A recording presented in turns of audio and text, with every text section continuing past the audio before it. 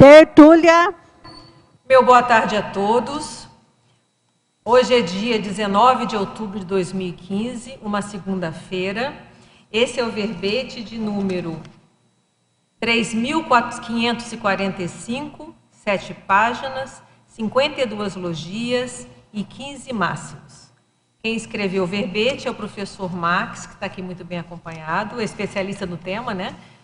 Em breve vai sair o livro sobre o tema. Então, o tema é autoprescrição desassediadora. A especialidade é autoconsciencioterapeuticologia. Então, vamos à definição. A autoprescrição desassediadora é a determinação do plano autoconsciencioterapêutico composto por experimentos, técnicas e procedimentos a serem vivenciados e aplicados disciplinadamente pela própria Consim, a fim de alcançar a remissão definitiva de autoassédio ou heteroassédio já criteriosamente diagnosticado. Em pensionologia, o holopensene pessoal da autodesassedialidade, o projeto para a reestruturação do holopensene pessoal, o plano de tratamento para o vício pensênico arraigado e as práticas de autodefesa parapsíquica contra a interferência espúria, intrusiva de exopensene patológicos. Em fatologia, destacamos a autossistematização antitrafarista, o receituário do autodesassédio, a fórmula personalizada para a remissão da autoassedialidade, as revisões continuadas das autoprescrições, as repetições necessárias à fixação das neocondutas, neorotinas e neohábitos evolutivos, a remissão dos heterassédios através da eliminação dos autoassédios. Em parafatologia, destacamos o experimento autodesassediador inspirado por amparador extrafísico, as deliberações para o autodesassédio, definidas na autoexperimentação no campo homeostático do cético consciencioterapêutico, e as autorretrocognições, apontando a direção experimental prioritária para o atingimento da autodesassedialidade. Em taxologia, vocês têm 40 itens, 40 técnicas para a questão do autodesassédio. Então, é a Consim empenhada no autodesassédio, tem à disposição amplo rol de técnicas conscienciológicas passíveis de serem autoaplicadas na fase de autoenfrentamento. São essas aqui.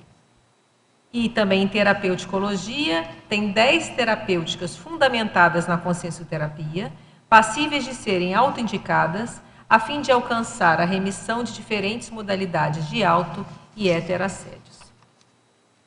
Na remissiologia, vamos também destacar alguns verbetes: autoassédio, autodesassedialidade, autorremissibilidade consciencioterápica, holopensene desassediado e hometerapeuticologia. O ato de autoprescrever algum experimento, procedimento ou técnica para atingir o autodesassédio representa autoposicionamento cosmoético, sendo per si autoconsciencioterápico. Você já conquistou o estado de autodesassédio mais permanente? Caso contrário, quais atitudes vem tomando para dirimir os auto- e heteroassédios ainda existentes? Já possui o receituário autodesassediador? Na bibliografia tem 11 referências. Vamos à mega análise com a equipe da Enciclosapiens. Diagnóstico, tratamento, receituário, planificação, terapêutica, autodecisão, metodologias, impactoterapia, autossuperação, autodeterminação, assistencioterapia, autoposicionamento, autodesassedialidade, autoconscienciometria, autocomprometimento, autoconsciencioterapia, terapêutico-pensenidade, paraterapeuticologia, autodeterminologia e autoconsciencioterapeuticologia. Então, antes de começar, só uma dica: tem um curso-livro em EAD que vai começar agora no dia 31 de outubro, de 15 às 17 horas. O investimento é R$50. Olha só, o livro é o mapeamento da sinalética energética parapsíquica com a professora Sandra Tornielli. Eu acho que isso é muito interessante para quem está fora. Os teletertulianos vão ter oportunidade de ter, além do livro, ter esse acompanhamento, né, desse curso em paralelo. Acho que vale a pena. Então, informações, vocês podem ligar aqui para o CAEC, que é o 3525-2652. Antes de começar, eu vou ler o currículo do professor Max. O professor Max é psicólogo, engenheiro, mestre em engenharia biomédica, brasileiro, natural do Rio de Janeiro, voluntário da Conscienciologia desde outubro de 1998, docente em Conscienciologia desde maio de 2001, autor do livro Síndrome do Ostracismo, Mecanismos e Autossuperação, publicado em 2011, e tenepsista desde março de 2003. Então, antes de começar, a gente tem aquela pergunta, né, o tema. Eu já dei uma dica, né, que o livro vai sair daqui a pouco, mas fala um pouquinho aí para a gente do porquê desse tema de verbete. O fundamento principal foi que o livro que eu escrevi é um tema muito parecido, é chamado Prescrições para o Autodesassédio. Só que, diferentemente do que possa se imaginar, o livro ele não trata especificamente do que é a prescrição. Eles são prescrições, entende? Ah, entendi. Interessante. Então, assim, por isso que eu achei interessante entender o que é prescrição a partir do verbete, escrever um verbete para entender, né, para a pessoa entender o que é uma prescrição. E aí, se ela tiver interesse, ela lê o livro e vê, exemplos de prescrições para o autodesassédio. Ali tem exemplos de prescrições, de experiências, né, de vivências, conhecimentos que ajudam a pessoa no autodesassédio. Então, é complementar, vamos dizer assim. São complementares, olha, é muito interessante. Exatamente, a ideia foi essa, seguir nessa linha. Muito bom, muito bom. Então, vamos atender agora os teletertulianos. Vamos começar com um tertuliano de Curitiba. Na Fatologia, na página 26, na segunda e terceira linhas, poderia expandir a explicação sobre como realizar a definição das etapas necessárias ao combate aos assédios crônicos? Então, essa fase da prescrição, ela vem depois, praticamente, de você fazer lá o momento de você se pesquisar, né? A autoinvestigação, o diagnóstico, que a gente chama também de parasemiologia. Então, a pessoa, vamos supor que ela tem um assédio crônico. Então, vamos supor, ela pode perceber que ela tem um determinado tipo de pensenidade patológica, por exemplo. Vamos supor, a pessoa que tem um grande mau hábito de pensar constantemente mal das outras pessoas. Isso pode ser um assédio crônico e pode ter até alguma consciência junto, incentivando isso aí.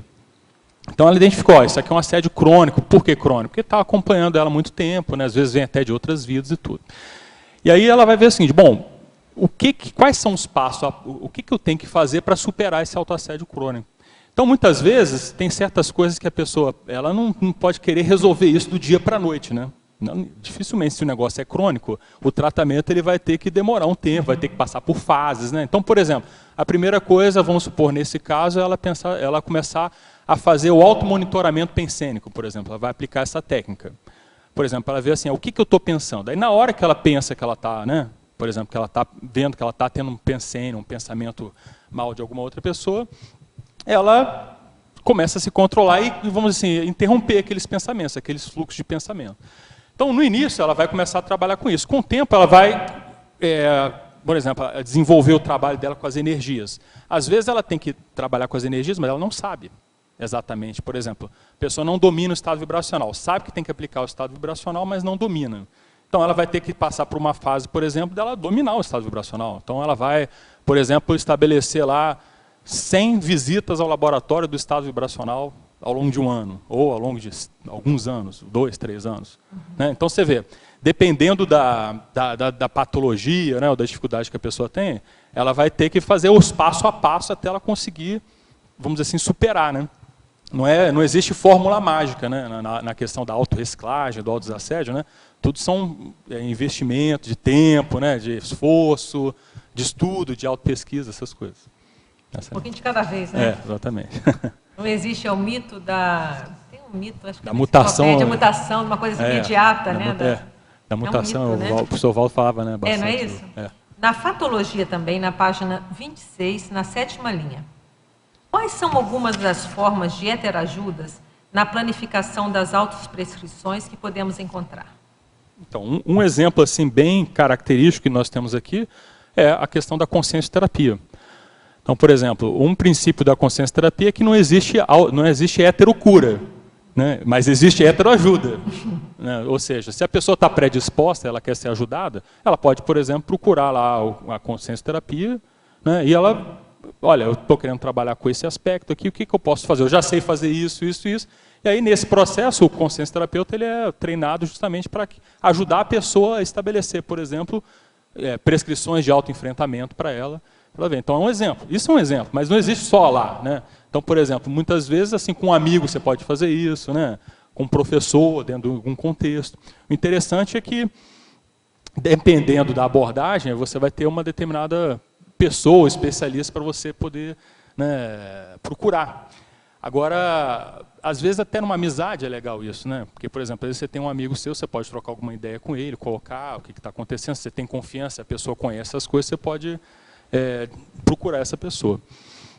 Mas a gente vê hoje aqui na Conscienciologia, a gente tem a consciência terapia, que eles são os técnicos disso aí. Os consciência terapeutas são os técnicos da heteroajuda, né?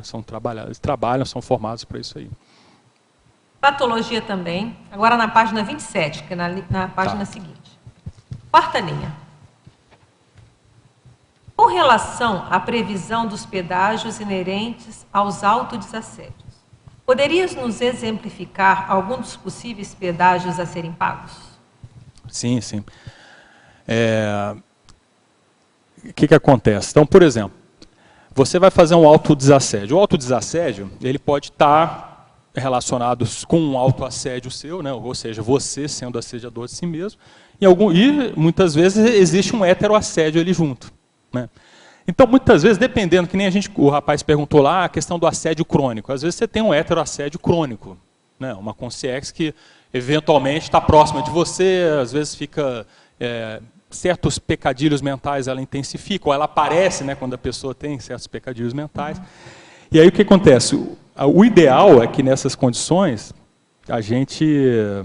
Quer ver? Ó, quando você vê o seguinte, ó, a consciência, ela, na hora que você começa a querer fazer a reciclagem, ela pode não ficar muito satisfeita com aquilo, né? Então, na hora que você começa a mexer com você mesmo, o entorno de você começa a se mexer. Então, por exemplo, você vai começar a incomodar determinados tipos de consciência. E isso pode, de algum modo, reverberar contra você. Então, por exemplo, para ficar mais claro, às vezes a pessoa está fazendo um movimento de desassédio, e aí se ela não está muito atenta, dirigindo um carro, por exemplo, ela pode ter um mini acidente de carro. Porque ela está mexendo com o processo de desassédio, ela ficou desatenta, né? O assediador estava querendo, de algum modo, pegar a pessoa e vai lá e bateu de carro. Então, às vezes é comum as pessoas estão no processo de, às vezes, autoconsciência, de consciência terapia, acontecer, às vezes, mini acidentes assim. Às vezes até acidentes mais sérios, né? O professor Valdo conta aquele caso dele, né? Que ele trabalhava numa empresa, e aí ele foi fazer uma viagem, né, pela empresa realmente, e aí ocorreu um acidente de percurso, um acidente de carro sério, que ele até ficou em coma, né, durante 7 dias, mas porque esse acidente foi até necessário para ele fazer o desassédio. Ele explica, né, ele já explicou bastante esse caso, mas mostra o quê? Que às vezes certos pedágios você vai ter que pagar para poder fazer o desassédio. Então é interessante que você veja isso e pense, ó, estou a fim de, vamos lá, temos que pagar pedágio? Estou disponível, vou pagar o pedágio. Para você não se surpreender, né, quando o pedágio aparece, né, você não pode ser inocente, porque às vezes a pessoa, o pedágio acaba estagnando o processo de autodesassédio da pessoa, se ela ficar muito impactada pelo pedágio. Fica muito assustada, muito, né? assustada, exatamente. Então eu vejo que é interessante. Isso aí. A Ellen está comentando bem isso, ou seja, o pedágio é para a pessoa também não ficar com medo. Mas se você pensa, olha, pode acontecer tal coisa, você começa a analisar toda a situação, a tendência é que você fique mais tranquilo. A hora que acontecer, você fala, estava mais ou menos previsto, né? O que normalmente, às vezes, gera mais problema para a gente, quando uma coisa acontece, você nem imaginava que poderia acontecer. Aquilo, às vezes, gera mais impacto para a pessoa do que você, mesmo que não seja uma situação agradável, o fato de você saber que poderia acontecer, para você fica um pouco mais tranquilo, né? Então, é mais nesse sentido aí. Agora, perguntas de São Paulo. Pensionologia, na página 26, na primeira página, segunda linha. Poderia falar sobre o holopensene ambiental desassediado? Sim. Então, por exemplo, o holopensene do Tertuliário é um exemplo, né, bem típico de holopensene ambiental desassediado. Agora, por exemplo, se a pessoa tem lá um escritório e ela vai lá para aquele escritório só para trabalhar, pensando, né, criar, estudar, trabalhar com livro, aquilo lá vai acabar virando o holopensene ambiental dela próprio desassediado. O quarto da TENEPS. Outro exemplo são os laboratórios aqui, né, do CAEC, são holopensenes ambientais assediados. O próprio CAEC, né, de modo geral. Holociclo. Então, assim, existem holopensenes que favorecem você a ficar mais desassediado e é uma ajuda para você se manter, né, mais desassediado também. Então, isso é uma coisa séria. Ao mesmo tempo, é interessante a gente ver. Existem os holopensenes assediados, né? Então, é interessante a gente pensar, poxa, eu quero fazer o autodesassédio. Onde é que tipo de holopensene ou de ambientes vale a pena eu estar, eu frequentar, né? Se eu tiver que ir para um ambiente assediado, por quê? Qual é a razão? Às vezes você está indo lá porque é interessante você fazer a desassédio, ajudar e tal, mas agora você ficar vivenciando, né, na sua rotina, estar num ambiente que você sabe que é assediado, qual é o objetivo disso? Às vezes não é uma boa ideia, né, nesse caso. O preço acaba sendo bem maior do que o outro preço. Né? Exatamente. Não é que do preço do preço do autodesassédio. Acho que é maior, né? É verdade. Mais caro, é mais caro. Então, vou na pensenologia, também na página 26, quinta linha. Poderia discorrer, e se possível exemplificar, acerca do plano de tratamento para o vício pensênico arraigado? Sim. Então, por exemplo, vício pensênico arraigado. Tem vários, né? Que a gente citou essa condição da pessoa falar mal dos outros. Isso aí é um vício pensênico. Aí, um outro, por exemplo, é aquela pessoa que está sempre se jogando para baixo. É um vício pensênico também. Se ela está sempre pensando mal, aí no caso é o oposto, né? Pensando mal de si mesma. Isso é um vício pensênico. Então, o que é o plano, né? O plano é você começar a ver o seguinte, bom, por isso que o diagnóstico, nesse caso, ele é essencial para a prescrição, né? Você estabeleceu, viu exatamente como é que determinado vício pensênico seu funciona, né? Como é que ele ocorre, e você começar a ver, por exemplo, na hora que ele ocorrer, tem a técnica lá da mudança de bloco pensênico.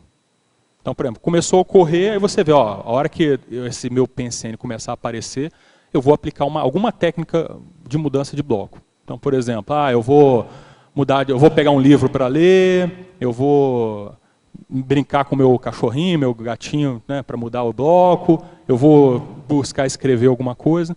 Então, assim, ela estudando e conhecendo o caso dela, ela vai começar a estabelecer esses planos, né? Ó, uma tática é essa.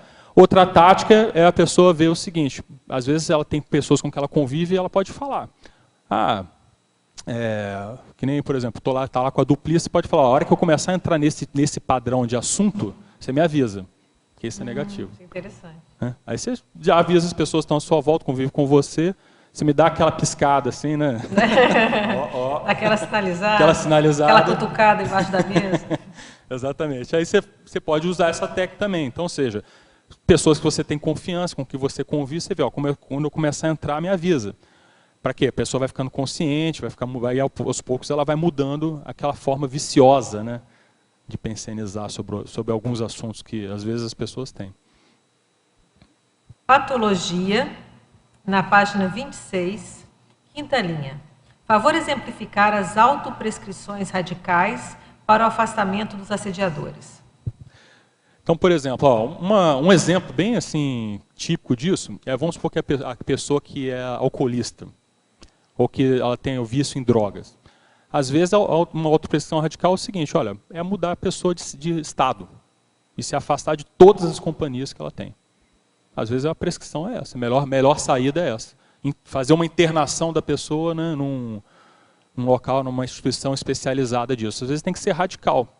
Porque, assim, enquanto ela tiver, por exemplo, pega o caso de pessoa que usa drogas ou tem problema com álcool, uma das coisas que mais faz a pessoa voltar e recair é o encontro com determinadas pessoas do grupo de convívio que também tem o mesmo vício. Então, assim, às vezes você tem que tomar uma atitude radical. E, nesse caso olha, afasta de todo mundo, muda de cidade e interna. Então, se a pessoa realmente ela quer cortar o vínculo com os assediadores, tem casos que ela vai ter que fazer isso. Tem casos que para começar a fazer a terapia tem que ter uma prescrição radical. Aí depois ela continua fazendo outras terapias. Né? Patologia também, na página 26, na penúltima linha. Pode explicitar a exaustividade autodiagnóstica prévia qualificadora da autoprescrição posterior? Sim. Veja bem, O autodiagnóstico, ele tem uma característica, quando você está fazendo a sua auto-investigação, sua auto-pesquisa, né, sua autoconscienciometria e tudo, é comum que você tenha uma visão geral inicial e com o tempo você vá aprofundando aquilo, né? O autodiagnóstico ele acaba funcionando meio que em camadas. Agora você pode ser exaustivo nisso, ou seja, você ir até as últimas consequências no seu diagnóstico e ficar o tempo todo atento a ele. Mesmo que você você identificou alguma coisa em você que você tem que mudar, e você já está até enfrentando aquilo, né? Tomando umas atitudes para melhorar.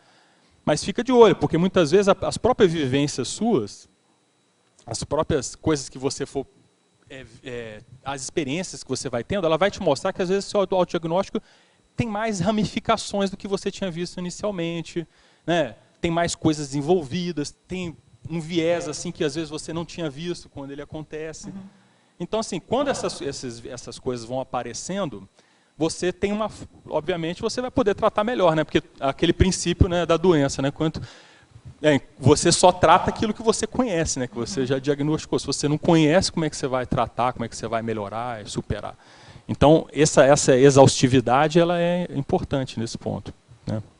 Patologia ainda, agora na página 27, que é a segunda página, tá, né? No final da quarta linha.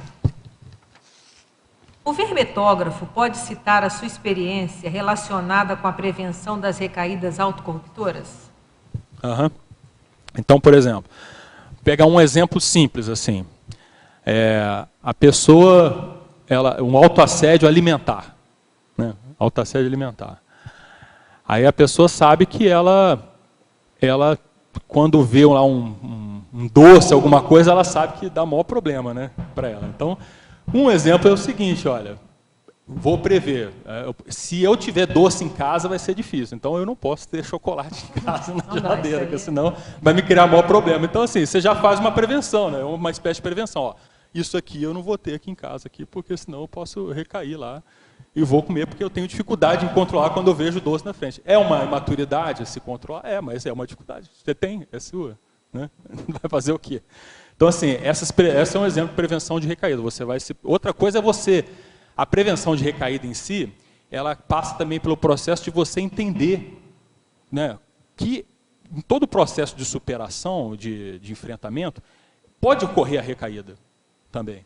Então, por exemplo, não é uma questão de autocorrupção, você não quer que tenha recaída, né? Você vai fazer o máximo esforço para você não recair, não voltar a um determinado problema, mas você pode pensar, olha, a recaída, às vezes, ela ocorre. Às vezes, para você superar um determinado tipo de vício pensênico, você não vai parar de pensar aquilo hoje. Se você passou, por exemplo, 40 anos pensando errado, amanhã você não pensa mais, só porque você quer. Não funciona assim. Infelizmente, ou felizmente, não funciona assim. Mas você vai saber, olha, a hora que tiver que eu me ver naquela situação de novo, pensionizando de uma maneira negativa, eu não vou me vitimizar mais ainda. Eu não tenho jeito, não consigo mais nada, não vou mais superar nunca isso, eu vou desistir de tudo. Aí é pior, né? Larga a toalha, volta do início. Larga a toalha e vai. O que os assediadores acabou. Dominam totalmente a pessoa, entendeu? Então, assim, a prevenção de recaída também é isso, é você saber o seguinte, olha, as vulnerabilidades que você tem, e você vê, olha, se eu não quero cair, eu vou fazer o máximo, mas se cair, eu também não vou me jogar mais ainda no buraco do que, né, eu já caí pelo fato de eu já ter tropeçado. Uma coisa que a gente vê muito na consciência terapia é quando a pessoa ela só passa pela ressex, que ela só entende, na verdade não entende, que ela só determina que ela não vai ter o chocolate em casa, por exemplo, a chance de recaída é maior quando ela não faz a recim, ou seja, quando ela não compreende o mecanismo de funcionamento que leva ela, por exemplo, a entrar num processo de autocorrupção franco. Então, é muito importante que a pessoa ela passe por esses dois movimentos. Inicialmente, pode até ser que ela consiga ter um nível de superação com a ressex, né, que ela vai mudar algo que está externo a ela. A gente chama isso até de técnica da ação pelas pequenas coisas, né? Começa a fazer pequenos movimentos até chegar na ação maior, mas é importante que ela passe pela recim, ou seja, que tenha essa reestruturação, essa reconstrução de pensenes, né? São novos pensenes, né? Que ela passe a pensar, a sentir e a agir diferente. E na raiz da situação. Exatamente. Até porque esse processo que você falou do autodiagnóstico, quando ele não é assertivo de fato, ou seja, a pessoa enxerga aquilo que ela quer enxergar, a chance dela ter prescrições e terapêuticas assertivas também é mais difícil, né? Porque ela precisa ter um autodiagnóstico mais assertivo possível. Parabéns, Maxiliano. Está desligado. Está ligado. Dentro do que você está acabando de colocar, na principiologia, a segunda linha, o princípio cosmoético de não acompliciamento com o erro identificado. Eu acho que tem a ver com o que você está falando aí agora, né? Exatamente. Aquela história.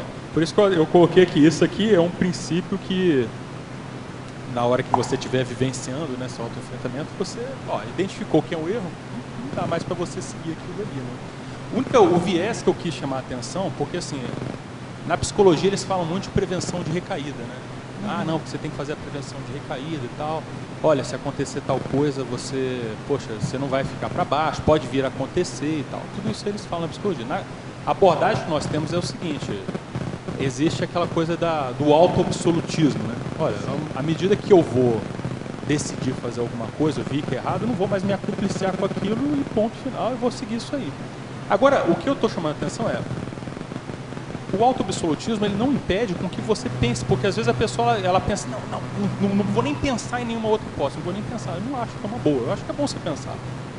Você vai verificar as hipóteses, mas assim, o teu princípio pessoal é o princípio assim, da cosmoética, de seguir a cosmoética. Entende? Mas assim, dentro da nossa visão, você vai ver, e se? E se? E se você tem um plano lá, plano B, para aquele e se. E às vezes você fazer isso mostra assim, poxa, se eu entrar nessa, realmente eu estou sendo autocorrupto mesmo. Aí você...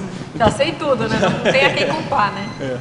Entendeu? Mas também nas pequenas coisas, né? Você coloca também aqui, na técnica, naquela tabelinha, a técnica da ação pelas pequenas coisas. Sim, essa coisa do chocolate, né? É uma pequena coisa. Mas olha só, é um autoassédio. Sim. A pessoa que não consegue, por exemplo, controlar o que ela come, não é autoassédio. Quem pode ir contra isso aí? Você que também é especialista, Adriano. Não é? Se a pessoa não consegue dominar se ela não consegue dominar o próprio corpo físico, a necessidade de alimentação, nada, como é que ela vai dominar a emoção, ou mental soma, as energias são coisas mais avançadas, entende? Lógico que domina, mas assim, mostra uma dificuldade ali da pessoa, entende? Então é isso que eu estou falando. O autodesassédio, eu acho que são duas vertentes. É você trabalhar com seus autoassédios, que é você mesmo, em relação a você mesmo, e trabalhar com a questão das intensificações extra-conscienciais, né? Das consciências que pegam justamente as suas vulnerabilidades, são os seus autoassédios. E aí vai desde pequenas coisas. Agora, pensa bem, só para complementar. Se uma pessoa que ela não consegue, às vezes, ter um domínio maior sobre a sua alimentação, será que ela tem domínio sobre, por exemplo, outras coisas mais sérias também? Né? Porque envolve um pouco de força de vontade, né? Claro. Bastante. Será que ela consegue, por exemplo, seguir uma prescrição mais séria de autodesassédio ao longo de meses ou de um ano, por exemplo? Aplicar a técnica de mais de um ano de vida de modo intensivo? Será que ela consegue? Se ela não consegue dominar a própria alimentação, o que é que ela come, o que ela deixa comer e tal? Entendeu? É um sinalizador, né, ali de uma deficiência da pessoa. Max, parabéns pela escolha do tema. Eu acho que é nevrálgico, é básico aqui para nós, né? Você está resumindo tudo que a gente estuda aqui, né? Então, excelente. Eu queria te fazer algumas perguntas. Primeiro, eu fiquei curiosa que aqui na tua definologia, na página 26, logo no início, chamou a atenção a tua última frase. Você colocou aqui, a fim de alcançar a remissão definitiva de auto e heteroassédio. Você podia falar um pouco mais sobre a questão do heteroassédio em relação à autoprescrição? Você lembra daquele princípio, né? Que todo autoassédio, todo heteroassédio está fundamentado num autoassédio. Certo. Né? Isso aí você conhece. Então, olha só, para você fazer o desassédio, às vezes a pessoa ela percebe assim, poxa, eu não sei por que em determinados contextos eu sinto que tem uma consciência assim, estranha comigo, um padrão de energia negativo e tal. Essa consciência é o heteroassédio. Né? Esse é o heteroassédio. Mas O que faz essa consciência se aproximar de você? Tem alguma coisa. Alguma coisa sua. Aí tem algum autoassédio ali. Entende? Então, assim, todo heteroassédio ele tem um autoassédio. Agora, pode ser que tem alguns autoassédios que a pessoa não tem um heteroassédio sempre presente. Entende? É que nem a gente está falando assim, eu não acho que toda vez que, por exemplo, a pessoa vai lá, toda vez que ela vai lá, come um chocolatinho, né? A mais que ela dividia, tem um alto, entendeu? Ela tem uma consciência, ela come lá aquele chocolate. Pode até ter, né? Não acho impossível não, entendeu? Mas não acho que é o caso de ter sempre, né? Tem muitas coisas que a gente vai contra nós mesmos, independente, porque senão a gente fica também só jogando a responsabilidade nos assediadores. E também eu vejo assim, o autoassédio, você trabalhar com autoassédio, ele é seríssimo. Por quê? Porque ele acaba fechando as portas por heteroassédio. Né? Por isso que é interessante você ver. É possível, por exemplo, que a pessoa ela tem um domínio de energia tal que os assediadores não consigam chegar perto dela. Ela ainda tem um monte de autoassédio. Né? Porque ela sente, ela tem a sinalética avançada, ela percebe os assediadores e tal. Então ela se capsula, se veda e tal, mas ainda tem os autoassédios dela aí, ela consegue fazer isso. É possível, né? Teoricamente, né? Aí, assim, então, por isso que você mexer com seus autoassédios, ele realmente dá um resultado muito grande. O problema é que tem até que eu coloquei aqui na paradoxologia, tem um problema nisso que é esse aqui, ó. Olha só. Na página 28 lá, paradoxologia um pouquinho para baixo da metade. Ó, o paradoxo de os auto e heteroassédios obstarem a autodeterminação e o autocomprometimento com a terapêutica desassediadora mais indicada ao caso pessoal. O que acontece?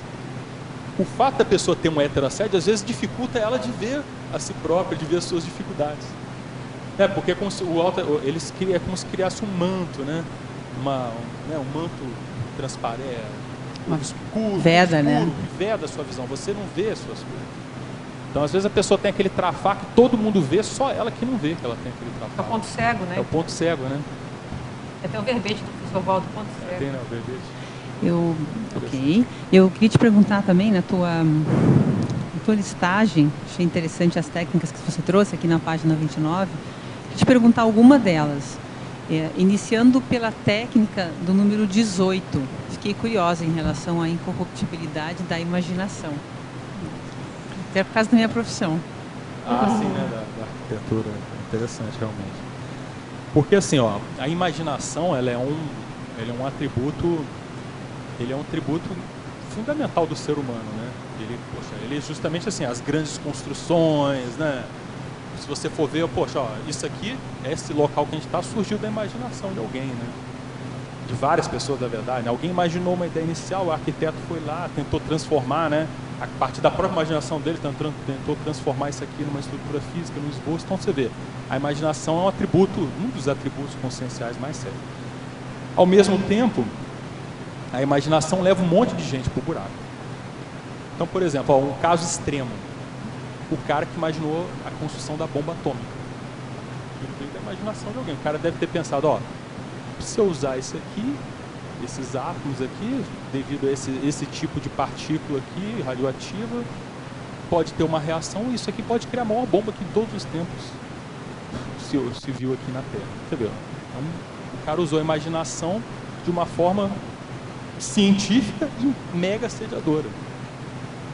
Agora, aí é o que acontece. Isso só para a gente ver o seguinte, ou seja, a imaginação ela pode ser usada de uma maneira construtiva ou destrutiva. E para si mesmo. Então, por exemplo, a questão dos autoassédios de origem sexual, por exemplo. A grande parte desse, se for ver, vem do processo da corruptibilidade da imaginação. A pessoa olha para alguém, aí começa daqui a pouco a imaginar um monte de coisa em relação àquela pessoa, idealizar, daqui a pouco vem os assediadores, aí já contaminou tudo. Né? Aí o que seria essa técnica? Essa técnica é você saber, você entender como que sua imaginação funciona, você saber que pode acontecer isso com a sua imaginação. E você monitorar, porque a imaginação ela é um pensene até certo ponto, né? Ele vem da pensenidade. Você vai começar a ver os seus pensenes. A hora que a tua imaginação começar, né, a fluir muito, você peraí, já começou a sair aqui do fluxo ideal das coisas. Então, o que você chama a atenção é essa regulagem, né? Esse mecanismo regulador, porque a imaginação ela seria a base da criatividade, né? Ela embasa a criatividade para dar o salto. Mas esse mecanismo que você quer chamar a atenção, para ela não virar um devaneio, uma fantasia que não vai levar em um resultado maior. Né? Ainda mais, por exemplo, pega o caso de arquitetos, pessoas que mexem com a imaginação. Ela pode, a tendência é que ela tenha problemas, se ela não ficar atenta, por exemplo, com a autopensanidade, ela vai ter a tendência que ela tenha problema com a imaginação, porque aquilo é forte nela. Sim. Aí o viés, às vezes, da pessoa é pegar por aí, entende? Por quê? Aí, o que vem a corrupção? A corrupção, ela tem do processo da cosmoética, né? Então, por exemplo, se você usar a sua imaginação só pela imaginação, com as emoções, né? Muito com as emoções, se as emoções controlarem, aí vem o instinto, né? A coisa do bicho e tal, aquilo que dá satisfação, que às vezes não é, nem tudo é cosmoético, e aí a coisa começa a desandar de modo negativo. Então, assim, você vê assim, a imaginação, o ideal é que a pessoa deixe a imaginação correr solta. Isso, não tem uns princípios assim? Tem. O pessoal artista, por exemplo, que vai fazer certas obras de arte, não, o cara vai, deixa vir qualquer coisa, não, o que vier na minha mente eu vou transportar aqui para quadro, para escultura. Às vezes o cara faz uma obra totalmente assediada por causa disso, porque ele deixou vir a imaginação. Então a gente vê que essa postura, ela é negativa, né? Você tem que ficar atento para a sua imaginação. O problema do artistismo, né? Eu também queria te perguntar, eu fiquei curiosa em relação ao número 30 e 31, que você falou a tentativa e acerto e a tentativa e erro. Que você diferenciasse. Eu falo, só para lembrar, esse tema me interessa bastante da imaginação. Eu escrevi um verbete há algum tempo que é autodisciplina imagística, que é justamente a técnica para aplicar técnica da incorruptibilidade da imaginação, é a autodisciplina imagística. Né? Aí ele fala várias coisas justamente nesse tema. Que eu vejo que eu tenho bastante, eu acho muito importante. Ainda mais a gente, né, que quer mexer com ideia, ver tom, essas coisas todas, começa a mexer com a imaginação. Então a imaginação você tem que ficar de olho nela. Né? A palavra é qualificar, né? A gente vai deixar a imaginação, mas qualificando, né? Não deixar ela solta. É isso mesmo. Tendo autocrítica, né? Mantendo a autocrítica ligadinha. Até em termos de percepção, né? Porque hora você tem que abrir, né? Ter a cosmovisão, perceber, buscar, exato. Mas aí eu acho que o parapsiquismo ajuda muito também, né? A pessoa conseguir perceber por onde ela está. Pois é. É um sinal, né? Mas você sabe uma técnica que eu acho assim, eu não diria básica, eu diria fundamental, que é essa coisa da automonitorização pensênica. O tempo todo você está, de algum modo, avaliando aquilo que você está pensando, sem se reprimir, né? Sim. Mas você avaliando, isso aqui é a qualidade disso, por que eu vou fazer um comentário assim, né? Por que isso está passando na minha cabeça, isso aqui que eu estou pensando vale a pena continuar, não é saudável, porque assim, é uma consciência, às vezes, não uma consciência, uma personalidade, física ou intrafísica. Ela tem o holopensene dela, se ela se aproxima de você, daqui a pouco aquele holopensene influencia no que você pensa, né? Por exemplo, a pessoa, ela chega um arquiteto perto de mim, que nem você, chega perto de mim, você é arquiteto, eu começo a pensar, poxa, eu tenho interesse por essa área, eu vou começar a querer saber de você, mas como é que faz, entendeu? Ou seja, é uma forma do que o teu holopensene interfere na minha pensenidade, que pode ser positivamente, mas pode não ser também. Então assim, se você está deixando as coisas, os seus pensamentos soltos, pode acontecer qualquer coisa, né? Eu lembro que isso é uma das áreas que eu mais estudo na arquitetura, porque quando a gente inicia o curso de arquitetura, a base que é dada é essa mesmo, olha, solta a imaginação, né? Usa e abusa da imaginação. O Tertuliano também surgiu assim, né? Vai fazendo as versões, vai ampliando. Só que o grande problema é isso que você traz, é quando passa do limite, a pessoa fica totalmente autoassediada, ela começa a ficar mal, porque ela já passou do que tinha que, né? Que realmente trazer proveito. E a partir da imaginação, né? Isso, exato, ela vai. Né? Mas então, essa que você falou, essas técnicas, essas duas aí, eu até peguei na enciclopédia da Consciologia. Tentativa e acerto, tentativa e erro. Né? O professor Waldo falava bastante, né, dessas técnicas. Eu acho que é interessante colocar as duas, que nem você colocou, porque é aquela velha história. Por exemplo, eu posso estabelecer determinados tipos de procedimentos para mim, para fazer e errar. Aí eu vou tentar e vou errar. Vou tentar, vou errar. Vai chegar uma hora que eu vou tentar e eu vou acertar. Aí, na hora que eu começar a acertar, eu vou... Qualificação dos acertos, né? Tentativa e acerto. Aí você acerta cada vez mais. É aquela coisa você da vai reforçando, né? E a tendência né? Você começa a acertar, a tendência é acertar mais. Começa a mau rumo, né? E é bacana também aquela coisa assim, ó, tem até um pouco a ver com aquela coisa da prevenção de recaída. Você vai tentar, mas você pode errar. Se você errar, o que você vai fazer? Você vai chorar? Você vai ficar lá triste com você mesmo? Vai se culpar porque você errou mais uma vez e tudo? Não, é uma técnica, tentativa e erro. Você já sabe que você pode errar. Maximiliano, eu queria aproveitar o gancho sobre o que você falou, de como uno faz a diferença de uma pessoa que está patopensionizando e já uma consciência, ela fica escada, a uma pessoa que los amparadores, o porque, no sé, la está yendo a complementario, los amparadores aproveitan para pôr uma consciência para ser assistida. Como a pessoa diferença se a consciência que está escando é por patopensenidade ou porque foi colocada na holosfera para ser assistida. Porque, por exemplo, o que eu vejo é que as pessoas que estão começando a desenvolver parapsiquismo, ainda se é uma consciência muito alterada, às vezes a pessoa se contamina um pouco disso, sem ficar, pues, autoassediada completamente, mas, por exemplo, pode ficar um pouquinho mais ansiosa, mais consciente de que tem a consciência. Então, como faz para diferenciar se é isso por uma autoassedio, uma autocorrupção, ou simplesmente uma consciência que foi levada para ser assistida? Adriano, eu acho assim, ó, a diferença entre fazer uma escagem e estar assediado, às vezes é limítrofe ali, né? Então, por exemplo, veio uma consciência para a psicosfera lá por algum motivo, não estou dizendo que o amparador colocou, tem uma consciência que ficou próxima aí da sua psicosfera ou ficou vinculada a você. Aí vem aqueles papos, pode vir, o pato pensene, tudo, né? Pode vir, porque às vezes é aquela história que eu comentei, a pessoa se aproxima, é muito pesado, a tendência é que venha pato pensene.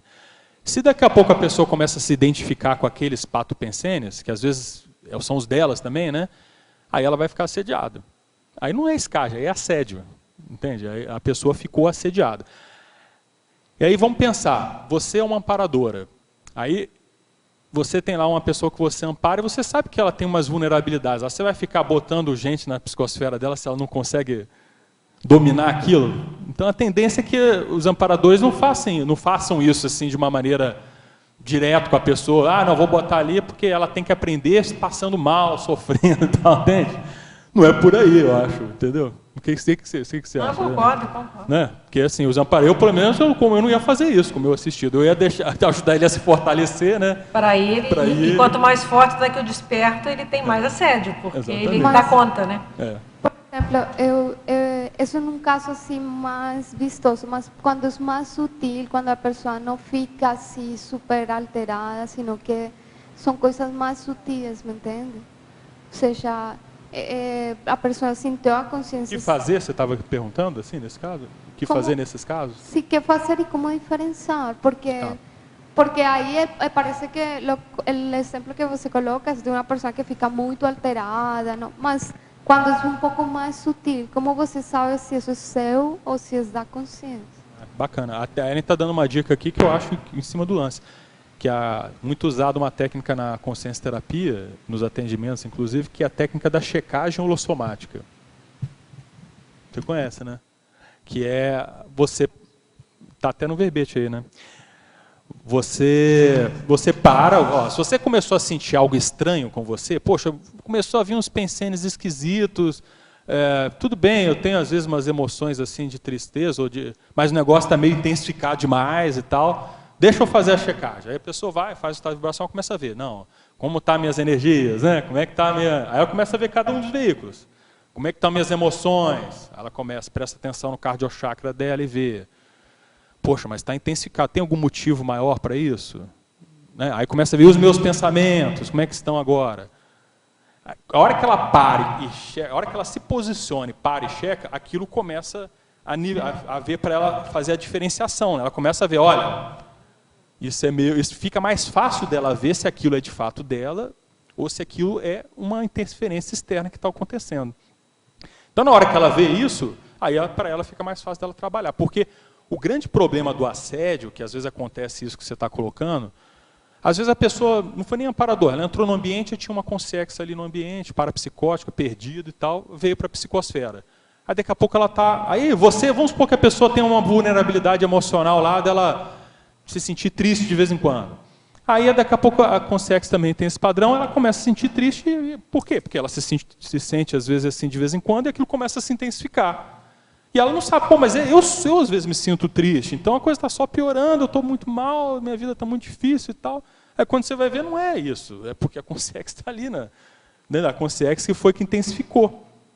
Então, por exemplo, por isso assim, da pessoa ver, poxa, chega uma hora dessa, você faz essa técnica, mas faz o estado vibracional, que aí o estado vibracional, ele vai te mostrar exatamente como é que você está, ele vai, se tiver alguma influência externa, vai afastar, né? Você vai poder ver mais ou menos como é que você está. Até o que, se você estiver meio desequilibrado, vai te melhorar um pouco, porque vai equilibrar suas energias. A partir das energias, você equilibra os outros veículos também.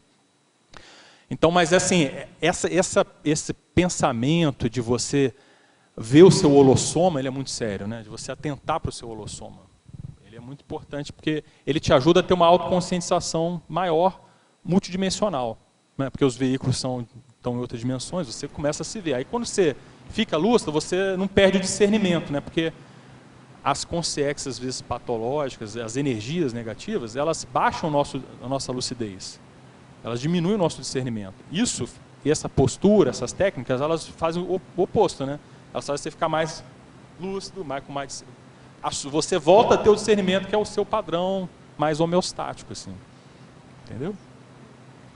Y llega, solo la última pregunta, ¿y llega algún momento en que la persona o la conciencia que recibe el ISCASH ya no siente más eso, o siempre tiene algún vínculo emocional con la conciencia? Não, você Você pode receber ISCASH, por exemplo, vamos supor que eu saiba assim, eu não tenho um padrão de me sentir triste, por exemplo. Eu tenho outros problemas emocionais, mas tristeza não me pega. Aí eu estou aqui, daqui a pouco eu sinto lá, comecei a sentir uma tristeza e tudo. Aí você já, se você se conhece nesse ponto, fica fácil para você ver, olha, tem alguma coisa estranha aqui. Aí você faz a checagem lá e você percebe, tem uma consciência. Isso é fácil. Isso não é fácil, vamos dizer assim. Isso é mais fácil. É mais fácil, né? Menos difícil, Menos talvez. difícil, né? Porque é a diferenciação de uma coisa que não é padrão sua. Mas envolve você saber qual é o seu padrão também, né? E você está atento para isso. Às vezes não é tão fácil você saber, olha, isso aqui não é o meu padrão. Isso aqui é. Né? Envolve um nível de autocognição, de autoconhecimento. E a mesma coisa em relação até traços que são seus. Por exemplo, aí a pessoa vai lá, vamos supor que ela tem a tendência a ser irritável. Ela sabe que ela é irritável, mas o padrão dela de irritação é o nível 2. Se ela está no nível 4, tem alguma coisa estranha, né? Você entende? Ela começa a ver, não, o meu nível é 2, não é 4. Tem alguma coisa aqui me dando um reforço. Não posso entrar.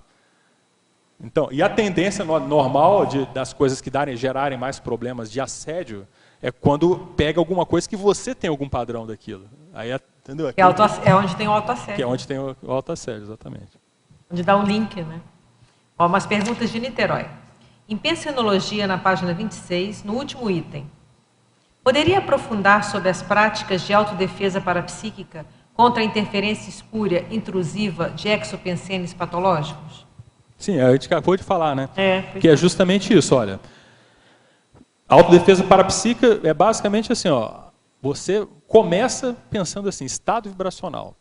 Então, por exemplo, começou a alterar o seu pensamento, não importa também você saber diretamente, é consciência. Não, teu pensamento começou a alterar, estado vibracional. Você não vai perder por isso, né? Às vezes, assim, você pode até jogar a culpa numa consciência, mas às vezes não é. Às vezes você viu alguma coisa, né, que começou a você ter uns pato-pensenes em relação àquilo, seus mesmo, em relação ao que você pensa.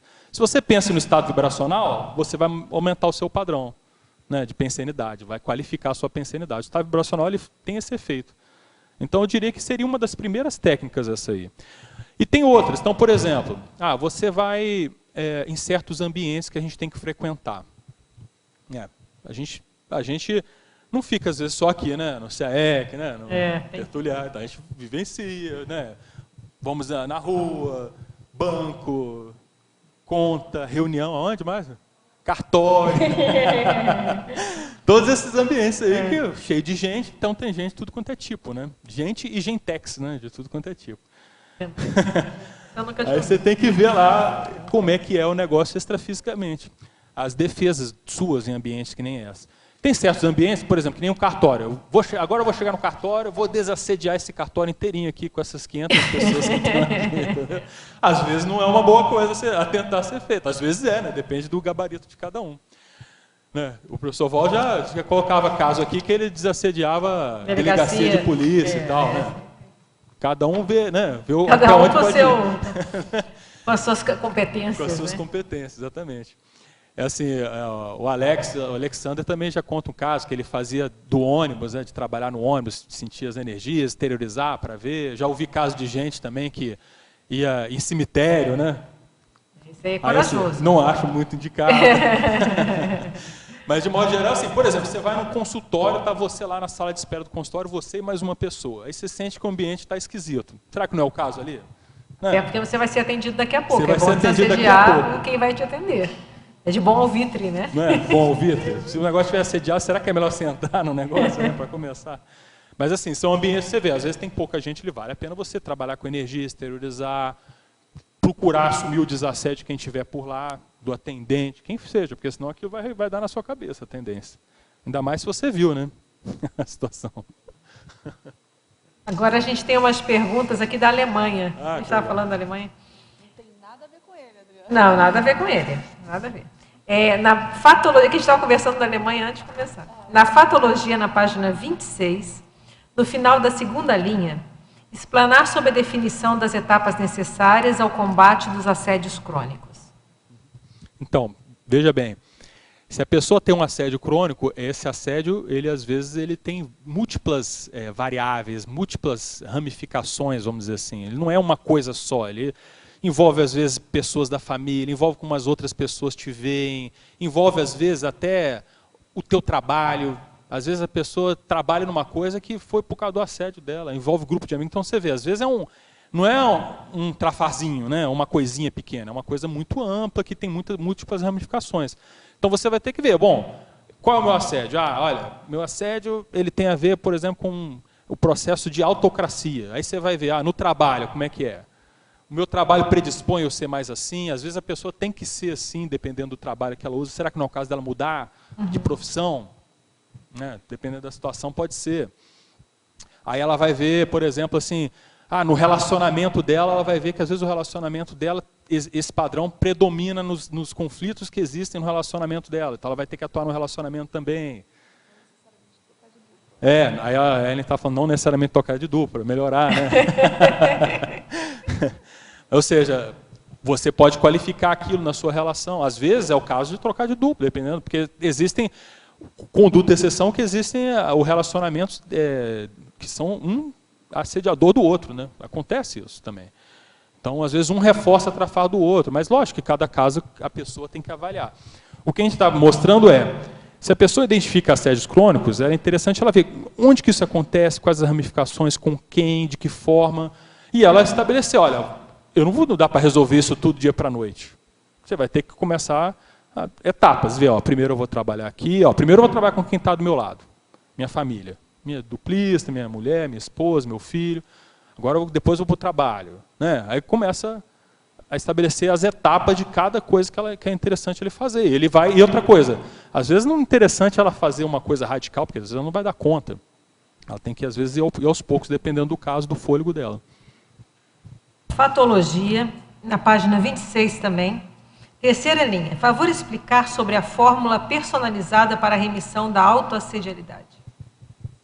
Então, vocês viram que eu quis chamar a atenção da autoassedialidade. Personalizada. Né? Personalizada. Uma coisa interessante de ver é o seguinte, a gente aqui tem muito hábito de estudar trafárias, né? Que eu acho interessante. Por exemplo, a pessoa fala que tem o trafar da vitimização. Mas eu digo para você, se você pegar duas pessoas que têm esse trafar da vitimização, eu tenho certeza que elas são diferentes. A forma, a situação que elas ocorrem, como que a pessoa se autovitimiza, elas são diferentes, ela tem diferenciais. Pode ser que alguns pontos elas sejam parecidos, mas ela vai ter coisas que é particular daquela personalidade, particular seu. A mesma coisa, vamos pegar o trafar da pessoa que ela se acha superior a outra, arrogante. Você vai ver, a pessoa que é arrogante, tem um cara que é arrogante em certos contextos, um tem arrogância do saber, o outro tem arrogância porque ele se acha o fortão, o outro tem arrogância porque se acha superior que todo mundo. Então aí você vai ver, e mesmo esses, dentro dessas linhas, você vai ver que tem particularidades, né? Em certos contextos, para aquela pessoa aquilo pesa, para outra não, entende? Então, assim, não adianta a gente querer copiar o que o outro faz. É interessante ela ver assim, quais são os autoassédios dela, e ela começar a atuar nesses autoassédios nas situações, nos contextos que ele pega para aquela pessoa, entendeu? Patologia também. Quinta linha. Explicar as autoprescrições radicais para afastamento dos assediadores. Eu tinha dado o exemplo daquela história, né, da pessoa que de repente é drogado e tem que mudar de cidade e tal, né? Tem também algumas autoprescrições radicais, que é a técnica do autoabsolutismo, né? Auto-ortoabsolutismo. É assim, chega uma hora que a pessoa não pode mais se permitir agir de determinada forma. Então é radical o negócio. Que é aquela técnica do que não presta, não presta mesmo. Então acabou, vou pagar o preço que for. Por exemplo, a pessoa às vezes ela tem uma situação onde ela está, de algum modo, ganhando com o que ela está fazendo, mas aquilo não tem um autoassédio ali. Então ela fala assim, a partir de agora eu vou pagar o preço que for. Ganho, né? Se eu tiver que ir para debaixo da ponte, perder meu emprego, perder tudo que eu tenho, eu vou perder, porque eu vou resolver isso aí. Então chega uma hora que é interessante se posicionar dessa forma, senão o negócio vai ficar aí, enrolando. A outra pergunta do paradoxo, já tinha falado alguma coisinha, eles pediram para comentar. Você tem mais alguma coisa para acrescentar? Vou lê o paradoxo de novo, tá? Então, o paradoxo de os auto e heteroassédios obstarem a autodeterminação e o autocomprometimento com a terapêutica desassediadora mais indicada ao caso pessoal. Então, por que eu considero um paradoxo? Ou seja, a pessoa, às vezes, ela quer se superar. Ela está buscando, às vezes, até ajuda para poder melhorar. Né? Por exemplo, busca lá uma consciência terapia. Está buscando até ajuda. Mas, às vezes, o autoassédio dela dificulta dela ver o que ela tem.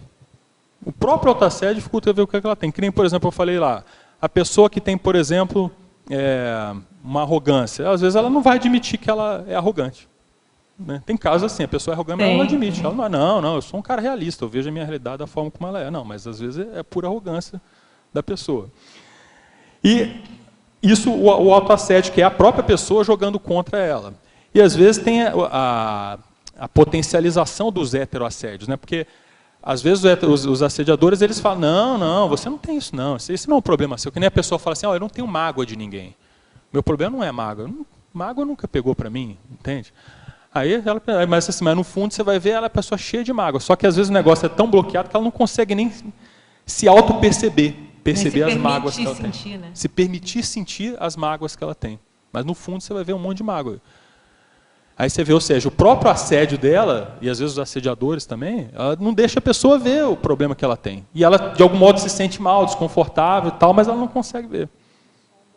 São as sombras, né? Por isso a importância da heteroajuda, que você falou no início. Porque, exatamente. Para ajudar a enxergar aquilo que não está se conseguindo enxergar. Porque aí a pessoa vai perguntando, né, vai mostrando, ajuda a afastar os assediadores, vai, olha, tenta ver aí, dá uma olhada agora, vê se está melhor. Né?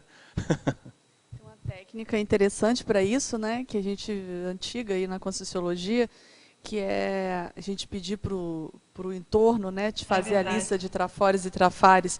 E uma outra da pessoa com ela mesma é ela observar a reação que ela causa nos ambientes que ela entra. Né? Então, entrou num restaurante, entrou no shopping, entrou numa loja, chegou num grupo, numa roda de amigos. Né? Observar, eu sou aglutinador, por exemplo, eu sou o desmancha rodinha, né? Cheguei e todo mundo sai.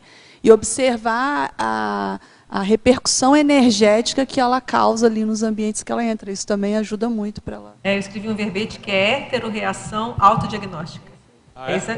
Justamente, a reação do outro acaba seguindo diagnóstico para você. Porque às vezes a pessoa está tão, isso que ele falou, bloqueada e reativa a não enxergar o processo dela, que é inevitável. São várias pessoas enxergando ela daquela maneira. Pode até ser que esse olhar do outro esteja maior ou exagerado, enfim. Mas só o fato das pessoas estarem vendo ela daquela maneira já é um ponto para que ela pare, olhe e pense, né? Por que o outro está me enxergando dessa maneira, né? Qual a energia que eu estou emanando que o outro está me vendo daquele jeito. Perguntas de São Paulo novamente. Antagonismologia, na página 28, primeira linha. Favor relacionar o antagonismo livro-remédio, livro-veneno, com o tema do verbete. Ah, tá. Pois é, não existe alguns livros aí que o pessoal segue cheio de coisa errada lá, cheio de recomendações erradas, o pessoal, milhões de pessoas seguem lá e fazem um monte de loucura. Então tem livros que são prescrições para o assédio, né? Siga o que eu estou falando e você vai assediar você e o mundo inteiro. É mais ou menos assim, né? Esse aí é o livro veneno. E o livro remédio, às vezes, é justamente o oposto, né? Eu considero os livros nossos da Consciologia todos livros remédio. Né? Ou seja, são coisas que mostram exemplos de vida, de superação, né? Coisas que a pessoa tem que fazer para melhorar, coisas que faz a pessoa pensar de maneira mais ampla, né? Usar o mental soma, o discernimento. Né? Até a Adriana também está com um livro aí, né, Adriana? Daqui a pouco. Está quase breve. Nessa linha. Então, assim, eu vejo que os livros aí, quando eles mexem com discernimento, né, quando eles dão exemplos de superação, são livros remédios, né? E Max, a Consciologia está bem nisso aí. Eu lembrei de um livro agora que foi o auge do romantismo, que era O Sofrimento do Jovem Werther, que foi escrito por Goethe. Aquilo foi um pandemônio de jovens se suicidando. É verdade. Né? Porque ele encorajava, ele contava de uma forma, né, poetizada, a literatura, e na época era tão lindo, e acabou motivando quantidade de jovens, né? Romantizou um problemão que era o assédio, né? Então é um exemplo aí de livro assédio. Veneno, né? Tanto que ele, depois de tantos jovens se suicidarem, ele chegou ao público e disse: gente, por favor, né? Mas aí depois do caso fez. Se enrolou. Fez é morta, né? Tem que escrever muito livro, vai ter que escrever muito livro remédio, né? Exatamente. E muitas vidas, pelas quantas vidas é uma boa pesquisa. A gente já sabe a prescrição dele. Quantos livros remédios tem que escrever para anular um livro veneno? Uma boa questão. É uma boa questão. Isso. Taxologia, na página 29, ampliar o item 11, técnica da confutação. E depois vai de novo a técnica da incorruptibilidade da imaginação. Tá. Então, a confutação é uma técnica fundamentada na refutaciologia. Né? Ou seja, é você sempre assim, refutar e questionar as coisas que você vê que não estão funcionando. Né? Então, por exemplo, tem a ver com a nossa autocrítica. Então, que nem, por exemplo, você pega um livro aí desses aí, livro veneno, você vai ler. E aí, como é que você observa o que está escrito naquele livro? Você segue o que está escrito de modo mais ou menos acrítico, ou de modo acrítico, sem pensar, sem se discernir? Então, a técnica da confutação é você ter na sua mente o seguinte: tudo que você lê, que você ouve, que você pensa, que os outros falam, é você estar o tempo todo lá, verificando qual é a lógica disso aí. Isso tem lógica? Tem fundamento? Não tem? Né? É a peneira mental, né? Você só deixa passar para a sua mente aquilo que realmente interessa, que presta. Autocrítica, né? De autocrítica. Mas sabe que eu acho interessante isso que você falou, só para complementar. Para a pessoa ter esse nível de autocrítica, ela precisa ter conhecimento. Até porque para refutar alguma coisa e para ampliar a heterocrítica dela, ela precisa saber se aquilo funciona ou não. A gente vê hoje, por exemplo, em dia na medicina, os livros venenos das dietas, né? O que mais tem hoje no mercado, se chegar naquelas as antigas, hoje nem tanto porque não vende mais, mas as saraivas de antigamente, dieta de tal médico, dieta disso, dieta daquilo, dieta do glúten, dieta do carboidrato, da proteína, do tipo sanguíneo, enfim. E as pessoas, elas leem aquilo e acham que aquilo vai... Exatamente. Mas, assim, tem pouco conhecimento, por exemplo, de fisiologia, de fisiopatologia. Então, a pessoa ela não entende como aquilo acontece no organismo, no corpo físico, no soma, e vai seguindo, entendeu? Então, eu acho que a falta de conhecimento também, ela reforça isso daí. Por isso que eu acho que é importante que, antes desse movimento, fazer o movimento de conhecer, entendeu? Ou de autoconhecer-se, né? Verdade. Inclusive, assim, se você não conhece algo, a princípio você vai aceitar por quê, né? Vai tentar entender, né? Se você não conhece, por exemplo, se a pessoa fala uma coisa, olha, por que você não faz tal coisa? Isso é bom para a saúde. Mas não, vou considerar, mas deixa eu ver aqui por que é bom para a saúde, né? E agora com a internet é pior ainda, né? Porque às vezes sai um modismo, né? Tem que tomar determinado composto lá químico, tem que tomar determinado suco de alguma coisa, e vai disseminando, né? Acho que ontem até saiu, eu vi no intervalo na TV, um medicamento. Isso eu vi, que cura o câncer. Em São Carlos, né? Que o cara, um químico, fez um teste em rato. E agora? E de repente todo mundo quer tomar. E assim, isso não existe. O desespero pela ansiedade de querer se curar acaba. Exatamente. Complexo. Mais perguntas de Niterói. Parafatologia, página 27, última linha. Exemplificar as autorretrocognições apontando a direção experimental prioritária para o atingimento da autodesassedialidade? Tá. Então, veja bem, vamos supor que a pessoa ela percebe, ela começa a ter alguma retrocognição e ela vê uma linha de atuação dela. Então, por exemplo, ela pode ver que ela era da área lá da monarquia, ou, por exemplo, ela viu que ela é de uma área do belicismo, por exemplo, específico dentro do belicismo, uma determinada área específica do belicismo lá que ela fazia e determinadas condutas que ela tinha. Por exemplo, a pessoa dentro do belicismo ela era líder lá, capitão, general, sei lá. Então ela vai ver o seguinte, olha, ela vai ver ali os males que ela fez nessas atividades que ela exerceu. Né? Ou seja, os assédios que às vezes ela foi o cabeça ou ela participou e tal. Gente que mexeu com escravagismo, por exemplo. Né? Aí ela vai ver, bom, esses são os frutos, esses são os meus assédios, ou os assédios da pessoa lá. E aí vai ver o seguinte, como a pessoa cometeu esses atos, o grupo que cobra ela é esse grupo, né? Os credores, né? Os credores, é verdade. Esses são os credores dela. Então, na hora dela pensar no desassédio, ela vai ver assim, eu vou fazer assistência para quem?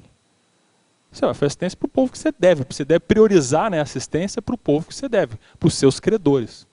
Aí você vai escolher aquele povo. Então, por exemplo, a pessoa ela vai lá e vai fazer um livro de pacifismo, por exemplo, vai escrever sobre pacifismo.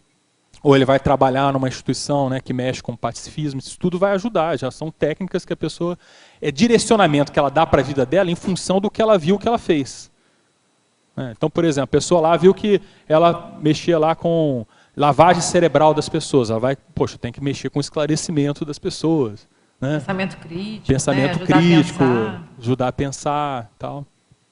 E você está falando isso, eu estou pensando aqui, uma boa maneira dela chegar nisso, da retrocognição, de entender e compreender algumas coisas do temperamento dela, é ela olhar hoje, por exemplo, quais são os gostos dela, os apetites, o ritmo dela funcionar, aquilo que ela dá valor, o entorno dela, um olhar mais profundo da família dela, dos amigos, o tipo de amigos, o tipo de trabalho, o tipo de colegas do trabalho, o tipo de assunto que ela gosta, enfim, avaliar, ter uma visão maior, né, uma cosmovisão de tudo que está ao entorno dela, né, daquilo que de fato ela entra, vamos dizer assim. Exatamente. É bem complementado. Efeitologia, página 28, terceira linha. Sobre os efeitos adversos das prescrições inadequadas. Como evitar uma prescrição inadequada e também os seus efeitos adversos? É uma boa pergunta, né? Como evitar? Veja, vamos lá. Então, olha só. Existe, isso aí foi uma analogia que eu fiz em relação aos medicamentos. Né? Tem medicamentos, dependendo do que a pessoa tomar, pode fazer mal para ela. Então, assim, tem certas coisas que a pessoa pode querer se colocar, né? Por exemplo, da questão do desassédio. Não, eu tenho que melhorar meu processo de desassédio. Então, agora eu vou lá no meio de uma favela, né? Vou entrar lá e vou desassediar todos aqueles bandidos que estão lá armados. Ou seja... Vai durar muito. Não é uma boa ideia, né? Ou seja, isso vai dar na cabeça dela. Ela viu assim, não, eu mexi com o processo de escravagismo, então agora eu vou prestar assistência lá na África, no meio lá do processo onde está acontecendo doença de ebola e tal, eu tenho que ir para lá e tal, e a pessoa vai e morre de ebola, pegando uma doença daquela porque ela não estava preparada. Então, assim, a primeira coisa é o processo do autodiscernimento dela, a pessoa ver, né? Porque, assim, aquela história, às vezes a gente vê, por isso que às vezes eu acho que as pessoas não têm retrocognição, porque... ela não está preparada para ver o que ela tem que fazer, porque se ela vê tudo aquilo, ela vai ficar ansiosa, vai querer resolver aquilo e vai acabar indo para o buraco pelo negócio. Né? Então, assim, muitas vezes a retrocognição vai aparecendo à medida que você já está mais ou menos preparado, quando elas são sadias, né? À medida que você já está mais ou menos preparado, preparada, para tomar alguma atitude naquela direção, né? Do que você vai fazer. Porque senão aquilo pode gerar mais problema do que... Mais autoassédio. Mais autoassédio até. Dependendo do que ela lembra, se uma pessoa é muito autoocupada, você começar a lembrar do passado, paralisa de vez. Paralisa total, né? Complicado. Terapeuticologia, na página 30. Poderia fazer um cotejo entre os seguintes itens. O 3, que é a cosmoéticoterapia. O 5, a impactoterapia cosmoética. E o 7, que é a paraxioterapia. Ah, bacana. São bem próximos, né, esses três aí. Eu achei interessante colocar essa listagem, porque, veja bem, no fundo aí tudo é consciência terapia aí, né? O que na verdade muda um pouco é o viés da abordagem terapêutica ou consciência terapêutica que a pessoa usa. Então, por exemplo, a cosmoéticoterapia, quem anda estudando bastante isso é o Everaldo, né? Isso. Ele escreveu bastante sobre o tema e tudo, tem verbete, né, sobre o tema e tal, artigo. E foi até, acho, a linha dele de pesquisa, né, quando ele se formou como consciência terapeuta e tudo. Então, veja bem, a cosmoéticoterapia, em tese, ela serve para qualquer patologia, mas aquela pessoa que tem problema da intenção, a pessoa tem má intenção ou tem uma intenção desqualificada e aquilo que está levando ela para o buraco, que está conectando ela com os assediadores, o negócio, ela tem que mexer com a cosmoética, com o código pessoal, desenvolver o CPC, né, ver como vai aplicar aquele CPC e tudo, entende? Então, esse é o caminho terapêutico ideal. Já a impactoterapia cosmoética, a impactoterapia é aquela coisa, aquelas abordagens que a gente tem radicais, né? Ou seja, olha, vai fazer uma coisa que a pessoa vai mudar tudo de uma vez, de uma forma ou de outra, entende? Às vezes a gente fala muito em impactoterapia quando a gente faz assistência para uma outra pessoa, né? Por exemplo, em determinado momento, numa heteroimpactoterapia, você pode chegar e descascar a pessoa, mostrar um monte de trafar que ela tem, mas com a intenção positiva de ajudar. Em geral, isso aí é o estupro evolutivo. Mas dependendo do contexto da situação, aquilo vai causar um impacto na pessoa que vai ser o momento dela fazer. Aquele impacto vai ajudar ela a fazer a virada, porque ela vai entrar em crise e tal, agora não dá mais, tem que mudar. Vai sair da zona de conforto. A paraxioterapia, ela é o processo dos valores. Os valores evolutivos, os valores estão muito relacionados com a intenção, com a cosmoética, mas os valores, elas são aquelas coisas que a pessoa, que a pessoa dá importância. Então, por exemplo, a pessoa ela gosta muito da família. Então, o que ela começa a ver? Ela começa a ver que várias das escolhas que ela faz na vida foi em função da família que ela colocou na frente. Não, por exemplo, foi chamada para trabalhar fora. Não vou sair daqui porque eu não quero ficar longe da minha mãe, do meu pai, da minha família. Né? Aí, por exemplo, ela é chamada para ajudar um monte de gente. Não posso porque eu não posso ficar longe da minha família. Então, não que a família seja um valor positivo ou negativo. Dependendo como ela usa esse valor, aquilo pode ser positivo ou negativo, qualquer valor, né? Pode ser uma marra, né? Pode ser um problema, né? Então, por exemplo, aí a paraxioterapia, ela vem a axiologia são a ciência que estuda os valores. A paraxiologia é a ciência que estuda os valores evolutivos, né? Os valores lá que o professor Valdo chamava lá, os valores existenciais.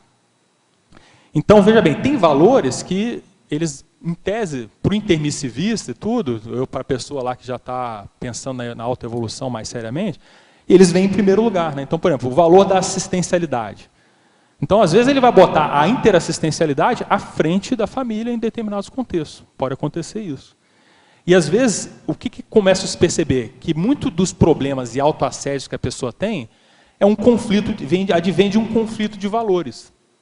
Então, muitas vezes, a pessoa coloca lá, por exemplo, ela valoriza muito conhecimento, que é uma coisa positiva, né, valorizar o conhecimento. Só que, às vezes, ela bota o conhecimento na frente da assistência. Pode acontecer. Né? Então, por exemplo, ela não consegue lidar com pessoas, tem dificuldade de lidar com pessoas que não têm muito conhecimento. Então, às vezes, ela tem que lidar. Se ela quer ajudar aquelas pessoas, ela não pode querer que todo mundo tenha conhecimento, então ela tem que saber lidar. Então, se ela bota, por exemplo, o conhecimento sempre na frente, ela só vai querer fazer coisa que gere conhecimento para ela. Né? Vocês entenderam como é que é essa questão? Então, ou seja, são dois valores super positivos, mas pode estar gerando problema se a pessoa não souber, se a pessoa não souber usar.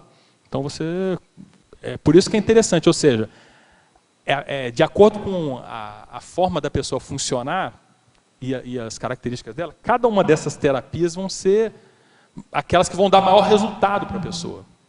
Vão trazer mais, vão ser mais assertivas para ela. Até, por exemplo, hoje na OEC a gente tem um curso lá, na verdade não é um curso, é um grupo consciência terápico que é chamado Volicioterapia. Olha, Volício, eu sabia do perdão, Volício. É um segundo que a gente fez do perdão, legal. Que é Volicioterapia, né, que é o Cristóvão Pérez lá que está fazendo. Olha, que ótimo. Então a ideia dele é justamente essa, assim, é fazer a terapia a partir da vontade. Então eu até me inspirei no grupo dele para botar essa sugestão aqui de terapia. Ou seja, mas não é um curso de terapia, entendeu? Entendi. É um grupo consciência terapêutica de pessoas assim, vamos trabalhar aqui com a vontade. Como é que é o teu processo de vontade? Porque às vezes a pessoa tem muita vontade, mas aplica errado. Às vezes a pessoa tem falta da vontade. Então a vontade ela tem várias características, né? Então aí você junta várias pessoas para elas verem, como é que funciona você com a sua vontade, ele funciona bem, não funciona, entende? Legal com essa especialização, né, que vai indo nos pontos, né, nos pontos, exatamente. Legal, não, assim Não, e por exemplo, aqui que nem o negócio do perdão que você falou. Tem gente que está escrevendo livro, vai publicar sobre perdão, tem curso sobre perdão, mas o que se trabalha na OEC é um grupo terapêutico. É outra coisa. Não é para a pessoa entender tudo sobre perdão, é para ela vivenciar o negócio. E aí, vivenciar e ver como é que está a situação, onde está travando. Avaliar, exatamente. Eu acho muito legal. Aí você vai na sua especialidade e tal, é interessante. E aí tem o paraxioterapia é um de valores também que vai ter lá. Então já tem 3. Já tem 3. Divulgar para todo mundo. O de valores ainda não aconteceu, mas vai acontecer esse ano que vem. E a outra mesma pessoa tinha pedido pensenoterapia também. A pensenoterapia, o professor Ovaldo fala muito do pensenograma, né? Então, o pensenograma, ele é você fazer o processo do autodiagnóstico, né? Você faz o autodiagnóstico, a autoinvestigação, o autodiagnóstico lá dos seus pensenes. E aí a pensenoterapia é você usar a técnica do pensenograma e avançar nela no processo do autoenfrentamento, da vivência, mas fundamentado na técnica do pensenograma, que é a técnica proposta do professor Ovaldo, e até a Juliana também, dos remédios, que é uma consciência terapeuta, ela também escreveu um verbete falando do pensenograma dentro das coisas, abordagens terapêuticas e tal, como é que usa, né, o negócio. Max, eu achei interessante você falou dos valores, porque às vezes a pessoa não se percebe, mas quando ela começa a pensar nos seus valores, ela começa a se perceber a partir dos seus valores. Então é interessante essa ressignificação dos valores. Né? É interessante dessa coisa aqui, dessas técnicas, eu quis chamar a atenção, porque é o viés que a pessoa dá. Então, às vezes, a pessoa tem dificuldade de se ver por um determinado viés, mas quando fala valores, ela entende que é valores, ela dá importância para aquilo funciona para ela. Porque ela acha aquilo interessante e ela pensa sobre aquilo, né? Então, reverbera, né? Reverbera, exatamente. Eu queria te perguntar sobre o teu crescendo, no meio da página 28. Primeiro crescendo que você colocou ali.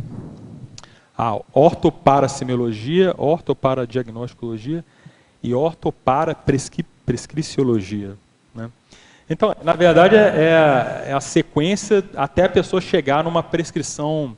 O orto é para reforçar, olha, a prescrição exata, cosmoética, em cima do lance. Né? Aquela parasemiologia que é você ver o máximo de sinais e sintomas que a pessoa tem, como é que é o processo emocional dela nesses casos, né? O que trava, o que não trava, dificuldade, facilidade. Né? E você também lá afunda em cima do lance. E aí você chega no diagnóstico, que também o ideal é, tipo assim, se você segue essa sequência, né? Ortoparasemiologia, ortodiagnosticologia, você chega na ortoprescriciologia. É mais essa ideia aí, esse viés aí. Olha, de Goiânia, vamos lá. Parafatologia, página 27, segunda linha de baixo para cima. Comentar sobre as autorrecognições apontando a direção experimental prioritária para o atingimento da autodesassedialidade. Aí ele continua. Professor Max, ainda sobre esse assunto, por acaso, você obteve retrocognição lúcida antes da elaboração do livro Síndrome do Ostracismo? Sim. Eu não tive, assim, de uma vida assim, que eu tenha tido poder. Eu não tive uma retrocognição de uma vida que eu tenha tido poder, não. O que me fez escrever aquele livro foi algumas indicações que o professor Valdo ficou me dando assim, das coisas e coisas do meu temperamento que eu vi, aí eu resolvi escrever e fui pesquisar como que outras pessoas funcionavam também nesse sentido. Né? E assim, tinha características, tinha alguma coisa de retrocognição que eu usei, mas não necessariamente, especificamente, a uma vida de poder. Né? Talvez eu não esteja preparado. Né? Sei lá, né? Quem sabe. E contra aquelas autorretrocognições, você já falou alguma Sim. coisa, né? Mas Aí você as teria alguma coisa para retrocognições, acrescentar para ele? É interessante. Então, por exemplo, uma coisa, hoje eu estou voluntário na OEC. O que me fez procurar o voluntariado na OEC foi as minhas retrocognições. Bem claramente. Porque, apesar de você ver, eu cheguei, eu estou 15 anos voluntariando na Consciologia, a Ellen, que é minha duplista, está praticamente esse tempo na consciência terapia. Sempre achei o trabalho fora de série, mas nunca tive aquele assim, não, eu tenho que entrar para a consciência terapia, né, aquela decisão muito assim, determinada e tudo. Aí eu comecei a ter algumas retrocognições, vi algumas coisas que eu fiz, eu falei, a melhor coisa que tem para fazer é o negócio da consciência terapia, no meu caso. Tem que fazer a faculdade ainda, né? Você ainda Aí fez tive que a fazer faculdade de psicologia psicologia e tudo, e aí estou lá para fazer a consciência terapia. Estou na formação da consciência terapia. Mas foi um processo de auto-investigação que me levou a chegar lá. Não foi, no caso da Hélia, foi um processo de ideia inata. É diferente, o caminho que ela trilhou, tanto é que foi mais cedo que o meu foi pelas coisas que eu fui vendo e tal, confluindo as informações até que eu achei que era a melhor coisa, nesse momento evolutivo. Né? Excelente. Agora é de Conceição dos Ouros, Minas Gerais. Eu quero agradecer o abraço, tá bom? E o carinho. Eles mandaram um recadinho aqui para mim. Na Pensenologia, página 26, quarta linha.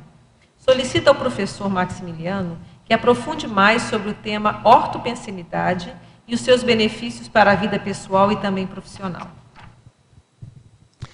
Então, olha, a ortopensenidade é a pessoa colocar nos seus pensenes, ela colocar a cosmoética nos seus pensenes. De modo resumido, seria isso. Agora, como que é colocar cosmoética? Colocar cosmoética é você, na hora que você estiver pensenizando, você sempre se questiona assim, para que eu quero isso? Qual é a minha intenção? Né? Se eu estou pensenizando em relação a alguma outra pessoa, o que eu estou ganhando com aquilo? O que eu posso fazer a favor de alguém nessa minha pensenidade? O que o cosmos está ganhando? Então, você analisar as coisas de uma maneira fundamentada na racionalidade. Então, a autopensenização tem a cosmoética, mas ela tem também aquela coisa de você, assim, você botar o discernimento, a razão, à frente das emoções. Não você tirar as emoções, né? É você carregar a sua pensenidade no PEN, e não no N, ou nem no 100, né? Vamos dizer assim, não mais tanto assim no 100. Então, isso, se você for avaliar, se a pessoa ela tem a autopensenização contínua, ela vai ser uma desperta. Ela vai ser desassediada. Não tem como ela ficar assediada. Os autoassédios, eles são justamente, eles aparecem, né, eles se manifestam justamente no momento que a gente não tem ortopensenização. O autoassédio, ele é o oposto de ortopensenização. Então, assim, se a pessoa começar a pensenizar assim, de maneira a aumentar o percentual de ortopensenização, ela vai diminuir os autoassédios dela e os heteroassédios. Então, de uma forma geral, é o caminho da serenologia, a ortopensenização, mais até do que a despertologia. Porque, na verdade, se a gente for analisar, a gente pensa bem. O que move o mundo, o que move tudo? A consciência. A partir do quê? Dos pensenes.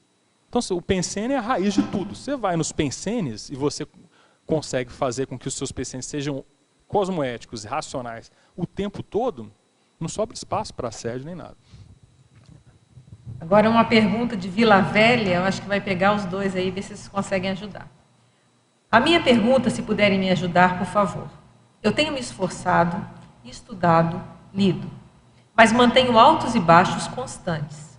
Não consigo nem concentrar para trabalhar as minhas energias, não sinto nada de energias, mas estou insistindo.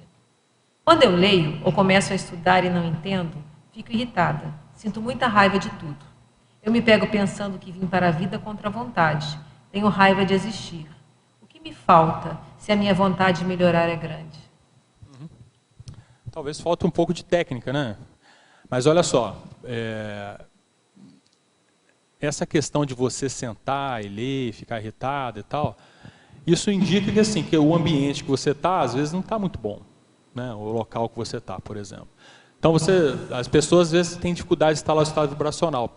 Mas você exteriorizar as energias, talvez não seja uma coisa tão difícil assim, seja mais fácil.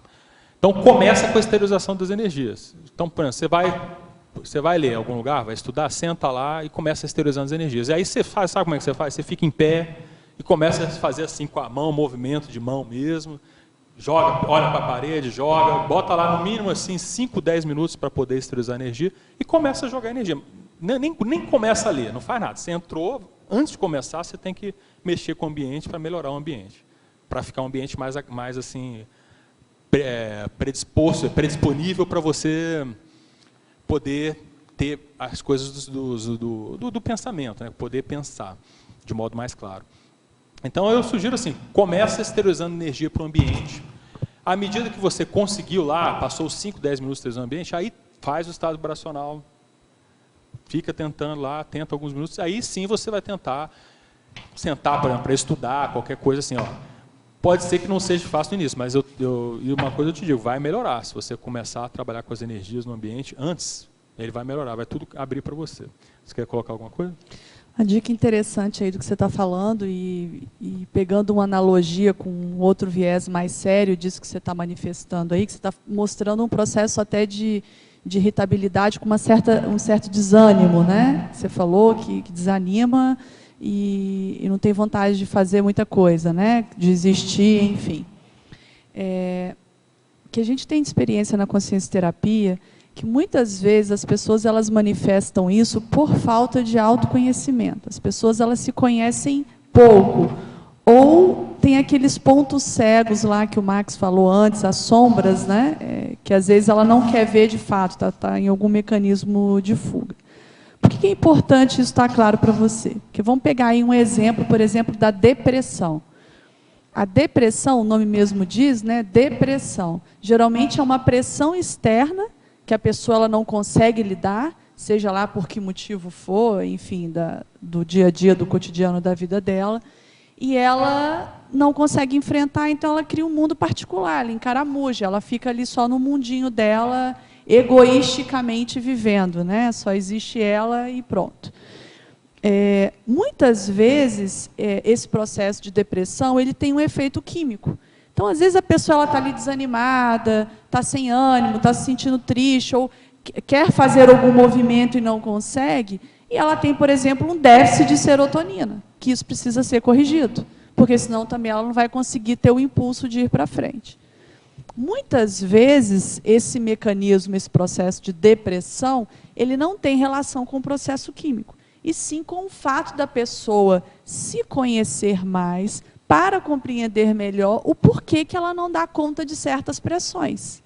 Então, para ela distinguir se é um processo químico ou não, ela precisa se conhecer mais. Ela precisa usar técnicas e até fazer mais check-ups. Check-ups do ponto de vista físico, né, fisiológico, procurar um médico, procurar um psiquiatra, enfim, checar isso. Checou, não tem problema nenhum. Então, vamos partir para o processo do autoconhecimento. O que eu não estou enxergando do meu temperamento? O que eu não estou enxergando da minha personalidade? Isso vai abrir uma janela, vamos dizer assim, até uma porta bem grandona, para ela poder entender o porquê desse desânimo, o porquê da irritabilidade, né, de não conseguir voltar atrás. Enfim, mas tem que ser técnico.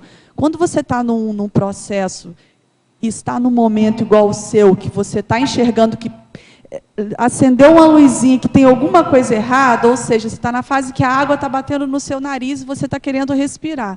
É importante que você faça esse movimento de ser mais profissional, de ser mais técnica com você mesmo. E ser mais profissional e técnica com você mesmo é usar técnicas. E aí tem as dicas aí que a gente passou para você. Eu vou dar o telefone aqui da OIC, Bacana, né, caso você queira entrar em contato, né, tem os intensivos, fora, né? ela é de Vila Velha. Ah, então, tem os atendimentos intensivos, que é de uma semana, né? Ela Isso, começa na direitinho. segunda e termina numa sexta-feira. É 1 hora por dia, né? Todos os dias ela é atendida durante 1 hora. E ela pode estar... E aí eu vou te dar o telefone, caso você tenha interesse, você teria que vir para Foz.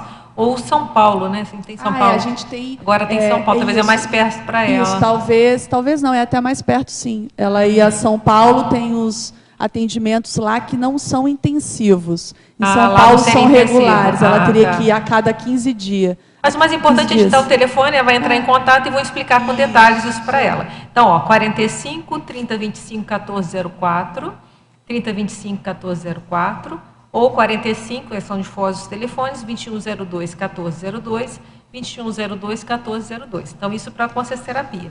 E eu não sei se você já fez algum curso de conscienciologia, né? Então, por via das dúvidas, eu vou te dar o endereço aqui do telefone do IPC, né? Porque Vila Velha e tem Vitória, então, né? IPC. Então, é 27, né? Na sua região aí, 3327 3782, 3327 3782, ou tem aqui um celular, 99 292 7505, 99 292 7505. Também você pode, caso você não conheça, pode fazer cursos e vão entender melhor, tá? Então, agora, Porto Alegre. Parafatologia, página 27, terceira linha. Favor expandir sobre a autoparaprescrição pangráfica. Essa aí é a boa. mega autoprescrição, né? Então, é aquilo que a Fafá estava até falando, o negócio do parapsiquismo, né, Fafá? Então, veja bem. A pessoa, ela, à medida que ela vai desenvolvendo o parapsiquismo, chega uma hora que ela começa a fazer a pangrafia, né? Pangrafia é a vivência de múltiplos fenômenos parapsíquicos, né? Clarividência, percepção de amparador, sinalética, uma série de coisas simultaneamente. E há vários acessos simultâneos, né? Então, à medida, essa autopressão pangráfica é coisa de desperto aí para cima, né? Então, é onde a gente vai estar chegando, está trabalhando e batalhando para chegar. É bom. Que é a pessoa, ela, na hora dela, ela está fazendo o que a gente chama de autoconsciencioterapia contínua. Que é o quê? O ideal é que a pessoa ela esteja o tempo todo nesse ciclo consciencioterápico. Independente de atendimento, ela com ela mesma, né?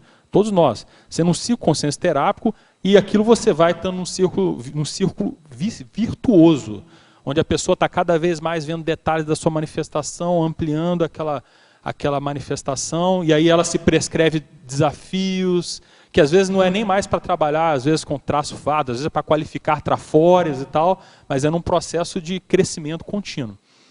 E isso tudo a partir do parapsiquismo, contato com amparadores, projetabilidade, experiências extrafísicas, por aí vai. Também e retrocognições, né? Também na parafatologia, agora na quarta linha, pode ampliar sobre as deliberações para o autodesassédio definidas na autoexperimentação no campo homeostático do setting consciencioterapêutico. Isso é interessante, porque o que acontece? Cada IC e cada especialidade da consciologia tem lá o seu mater pensene, né, o seu viés de abordagem e tal. Os campos energéticos de cada IC eles são diferentes também, e cada um com seu viés, né? No caso da consciencioterapia, tanto o campo individual que acontece no setting consciencioterápico, quanto, por exemplo, o campo que acontece no curso Imersão Progestoterápica, eles são campos consciencioterápicos. Então, o que ele faz? Ele faz aquela condição de botar uma lupa num aspecto da pessoa que ela precisa de melhorar. Então, ele mostra, ele evidencia de uma maneira muito mais clara do que no cotidiano da pessoa, numa condição de vivência normal. Então, o campo, ele amplia essa autocognição que a pessoa tem, né, essa cognição dela mesma que ela tem. Então, o que acontece? Lá, a pessoa ela vai estar lá com os consciencioterapeutas e ela junto, e os amparadores. Então, você vê, nunca é atendimento individual, né, na verdade, acaba sendo atendimento grupal, onde ela é a única consciência evoluciente. E esse campo ele favorece que você veja assim, ao mesmo tempo que você vê o seu diagnóstico, você vê, poxa, o que eu tenho que fazer prioritariamente é tal coisa. Então, ele, além dele ajudar no diagnóstico, ele ajuda você a ver assim, ó, para mim, o que eu preciso é isso aqui. Isso aqui vai me ajudar. Se eu seguir por essa linha, tomar essas atitudes, isso vai me ajudar. Obviamente, ela pode pegar aquilo e discernir, detalhar, aprofundar, vale a pena, mas ela, no campo desse, ela consegue ver a direção do negócio. Ó, é por aqui que eu vou. E aí isso tem todo amparo junto, né, dos consciencioterapeutas, às vezes as dicas que tem, mas o campo em si, ele tem essa função aí. Em parafatologia também, na oitava linha, Solicito comentar sobre o planejamento proexológico da consciência intermissivista para obtenção da autodesperticidade na próxima vida humana. Então, eu achei interessante colocar isso aí, porque a vida humana, você pode encarar a vida humana como um processo terapêutico, né? A vida humana. Então, por exemplo, se você está numa fase, por exemplo, da recomposição grupocármica e tudo, ou saindo da interprisão, entrando na recomposição, o que você precisa de fazer? Muitas das coisas que você vai fazer são reconciliações, né? E para você fazer a reconciliação, você tem que mudar a si mesmo. Então, o que eu vejo no curso intermissivo, você vai ver o seguinte, bom, você vê de modo muito mais claro o que você veio fazendo até aqui, onde você acertou, onde você errou, e ver, bom, onde que você tem que acertar mais, né? E as pessoas com quais você, de algum modo, deve mais, né? Que você tem que, de algum modo, pagar mesmo, né? Reaproximar para você pagar os seus credores. Então, o planejamento da vida, a Proex, ela tem muito a ver com isso, se você for analisar. Ela vem aqui para quê? Poxa, olha, enquanto eu estiver devendo muito para aquele povo, eu não vou conseguir melhorar muito. Então você tem que vir aqui, às vezes, junto com um determinado grupo, para poder, né, melhorar a tua situação com eles, para você sair daquele roldão de interassédio, né? Para você ficar melhor, para você ficar bem. E chega um ponto disso, que a pessoa, dependendo do nível que ela tiver, se ela conseguir começar a fazer esses pagamentos aí, ou essas assistências, ou essas mudanças pessoais, ela vai começar a chegar num nível de dispersidade já, onde aqueles assédios já não, porque ela não deve tanto, então aquilo já não pega mais, não tem repercussão nela, aqueles assédios. Então ela consegue chegar num nível mais de libertação, que é o negócio que a gente chama da dispersidade, né? O caminho é mais ou menos esse. Então, parabéns aí, Max. Valeu. Obrigada também pelo esclarecimento. Ela está fazendo comigo o CFC. Sou coleguinha dele. Coleguinha. Colega de turma. Legal. Muito bom. Na página 28, na síndromologia, aí a gente tem a síndrome da banalização dos autodiagnósticos. Eu queria que tu falasse dessa síndrome, principalmente relacionada ao contexto aqui da Cognópolis, da CCCI, né? Onde a gente está cheio de recurso para resolver nossas questões. Isso é interessante. Por exemplo, o pessoal da Consus, eles são especializados em ajudar as pessoas lá a definir diagnóstico. Lá, eles também trabalham bastante com isso. O que é essa síndrome da banalização? Eu acho que o Marco, né? É do Marco Almeida. Marco Almeida, né? Escreveu um verbete sobre isso, que é um tema que é tratado, né, na consciência terapia lá. Que é aquela história. Às vezes a pessoa chega, identifica o que ela tem, vê a seriedade do negócio e beleza, ela já ficou satisfeita. Ah, não, poxa, eu tenho esse trafar. Fica só naquilo, beleza. E aí, o que você vai fazer em relação a isso? Porque o diagnóstico, ele é essencial, mas ele é apenas uma fase. Que nem tem certas terapias mais antigas, né, que achavam o seguinte, o pessoal saber a raiz do negócio, tá ótimo. Ela sabia que ela tem um negócio, já resolveu. Não resolveu nada. Aí começa a brincadeira, né? Aí começa a brincadeira. Aí que a coisa pega. Então o diagnóstico ele é importante, mas você pode ficar décadas aí com um diagnóstico, mas e aí? O que tu está fazendo de ordem prática? Por isso até que eu acho que eu quis colocar esse verbete, é o seguinte, você teve diagnóstico, mas e aí? Quais as prescrições? Aí que vamos começar. Né? O que tu vai fazer a partir de agora? Você faz a partir de agora. Entendeu? Porque assim, não adianta. Eu mesmo fico vendo, por exemplo, eu fiquei nessas minhas reflexões, eu fiquei vendo o seguinte, por exemplo, tem coisas que eu mesmo vi em mim há mais de 10 anos, e eu vejo assim, que eu ainda tenho alguns traços daquilo. Eu falei, poxa, como é que pode, né? Eu tinha que ter mudado isso aí já, né? Às vezes são milênios fazendo, a gente troca milênios, né? Esse é o problema. Pois é, então tipo Mas assim... todos, né? E se eu banalizo, pior ainda, né? Então, às vezes, é aquela história, você tem um vício danado de agir de determinada forma, se você ainda, não, beleza, eu tenho isso aqui, já está bom, tudo. Mas não é, eu vejo que você assumir o diagnóstico e dar seriedade para ele significa você tomar as atitudes devidas para trabalhar com ele. Né? Eu vejo que aumenta a responsabilidade, né?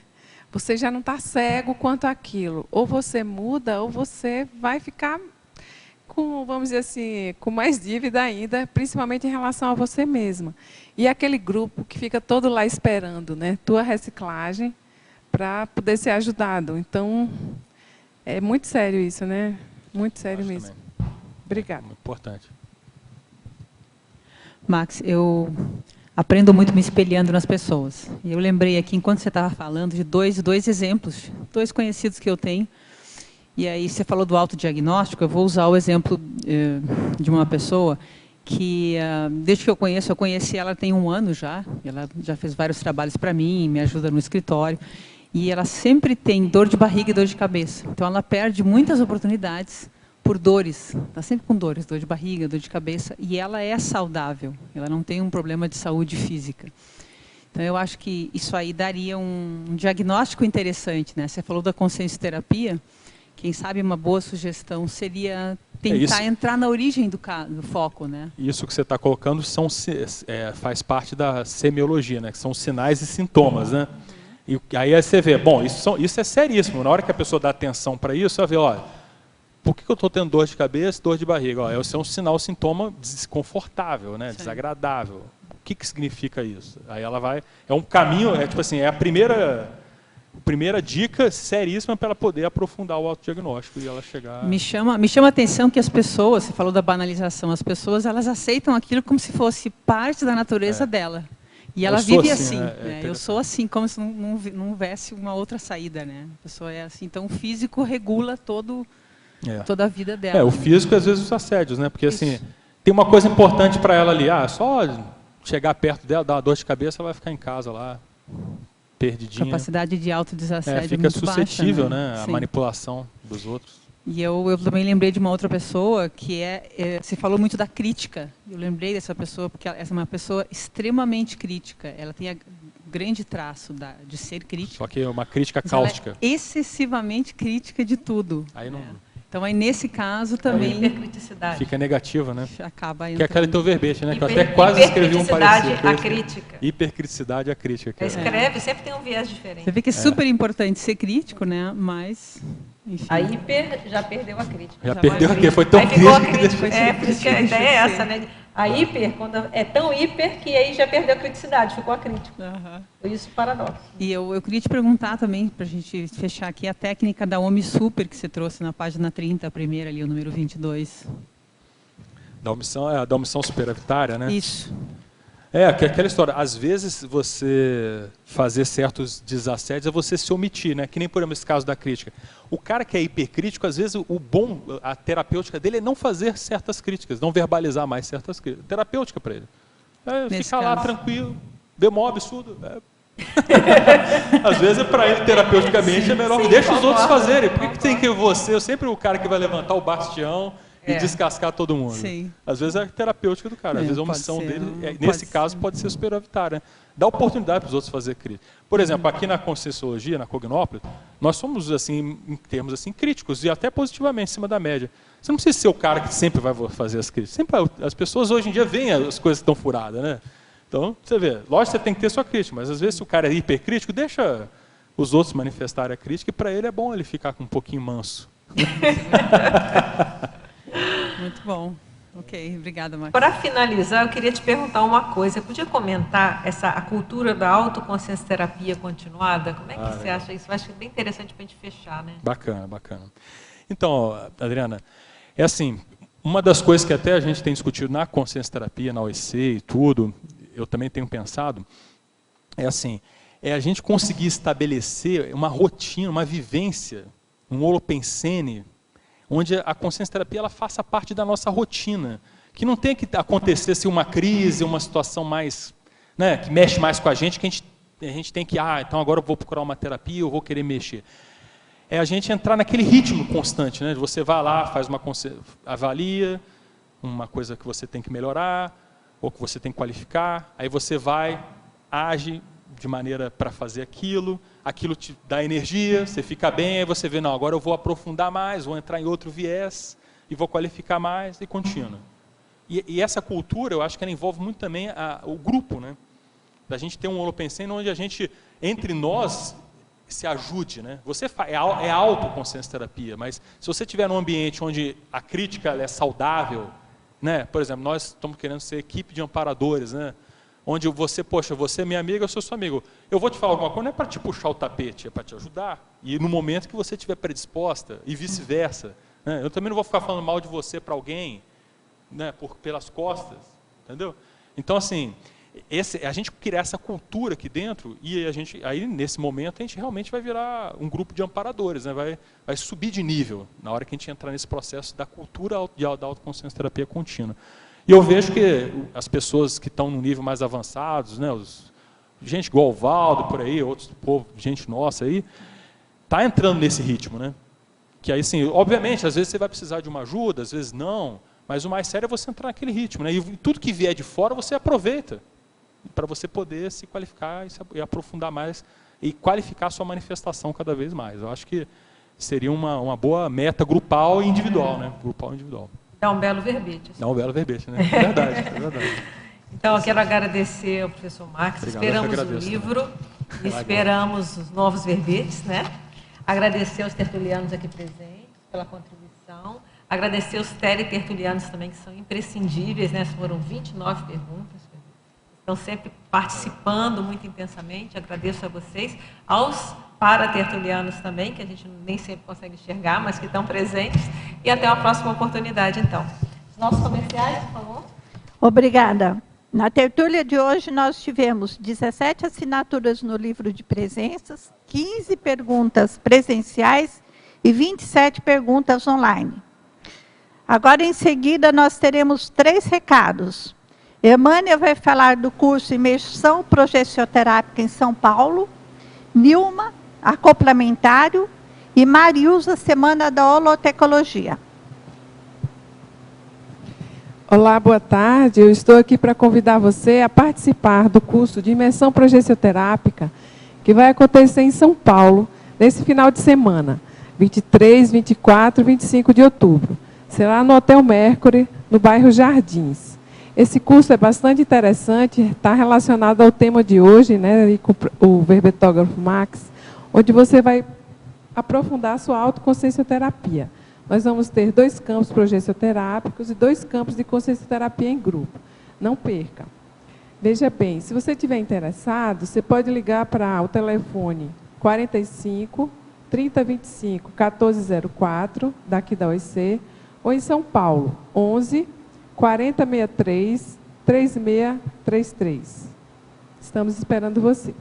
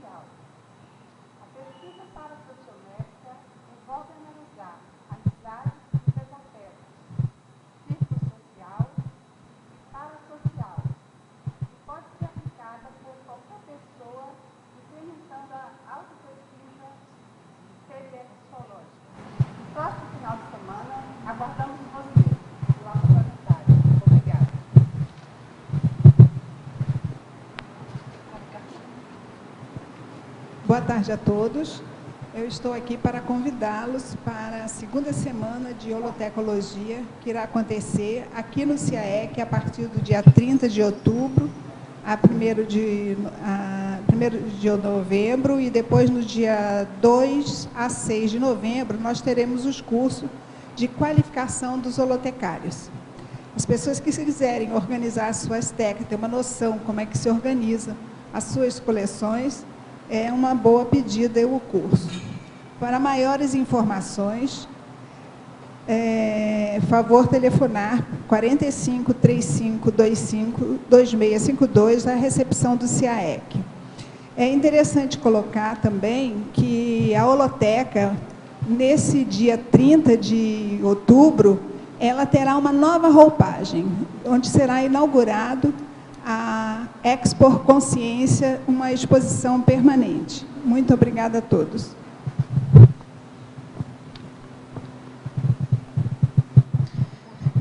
Para a tertúlia de amanhã, nós teremos o verbete olorização, da especialidade Parafenomenologia, o verbetógrafo o professor Gabriel Maluf. Estão todos convidados a participar e enviarem suas perguntas. Obrigada.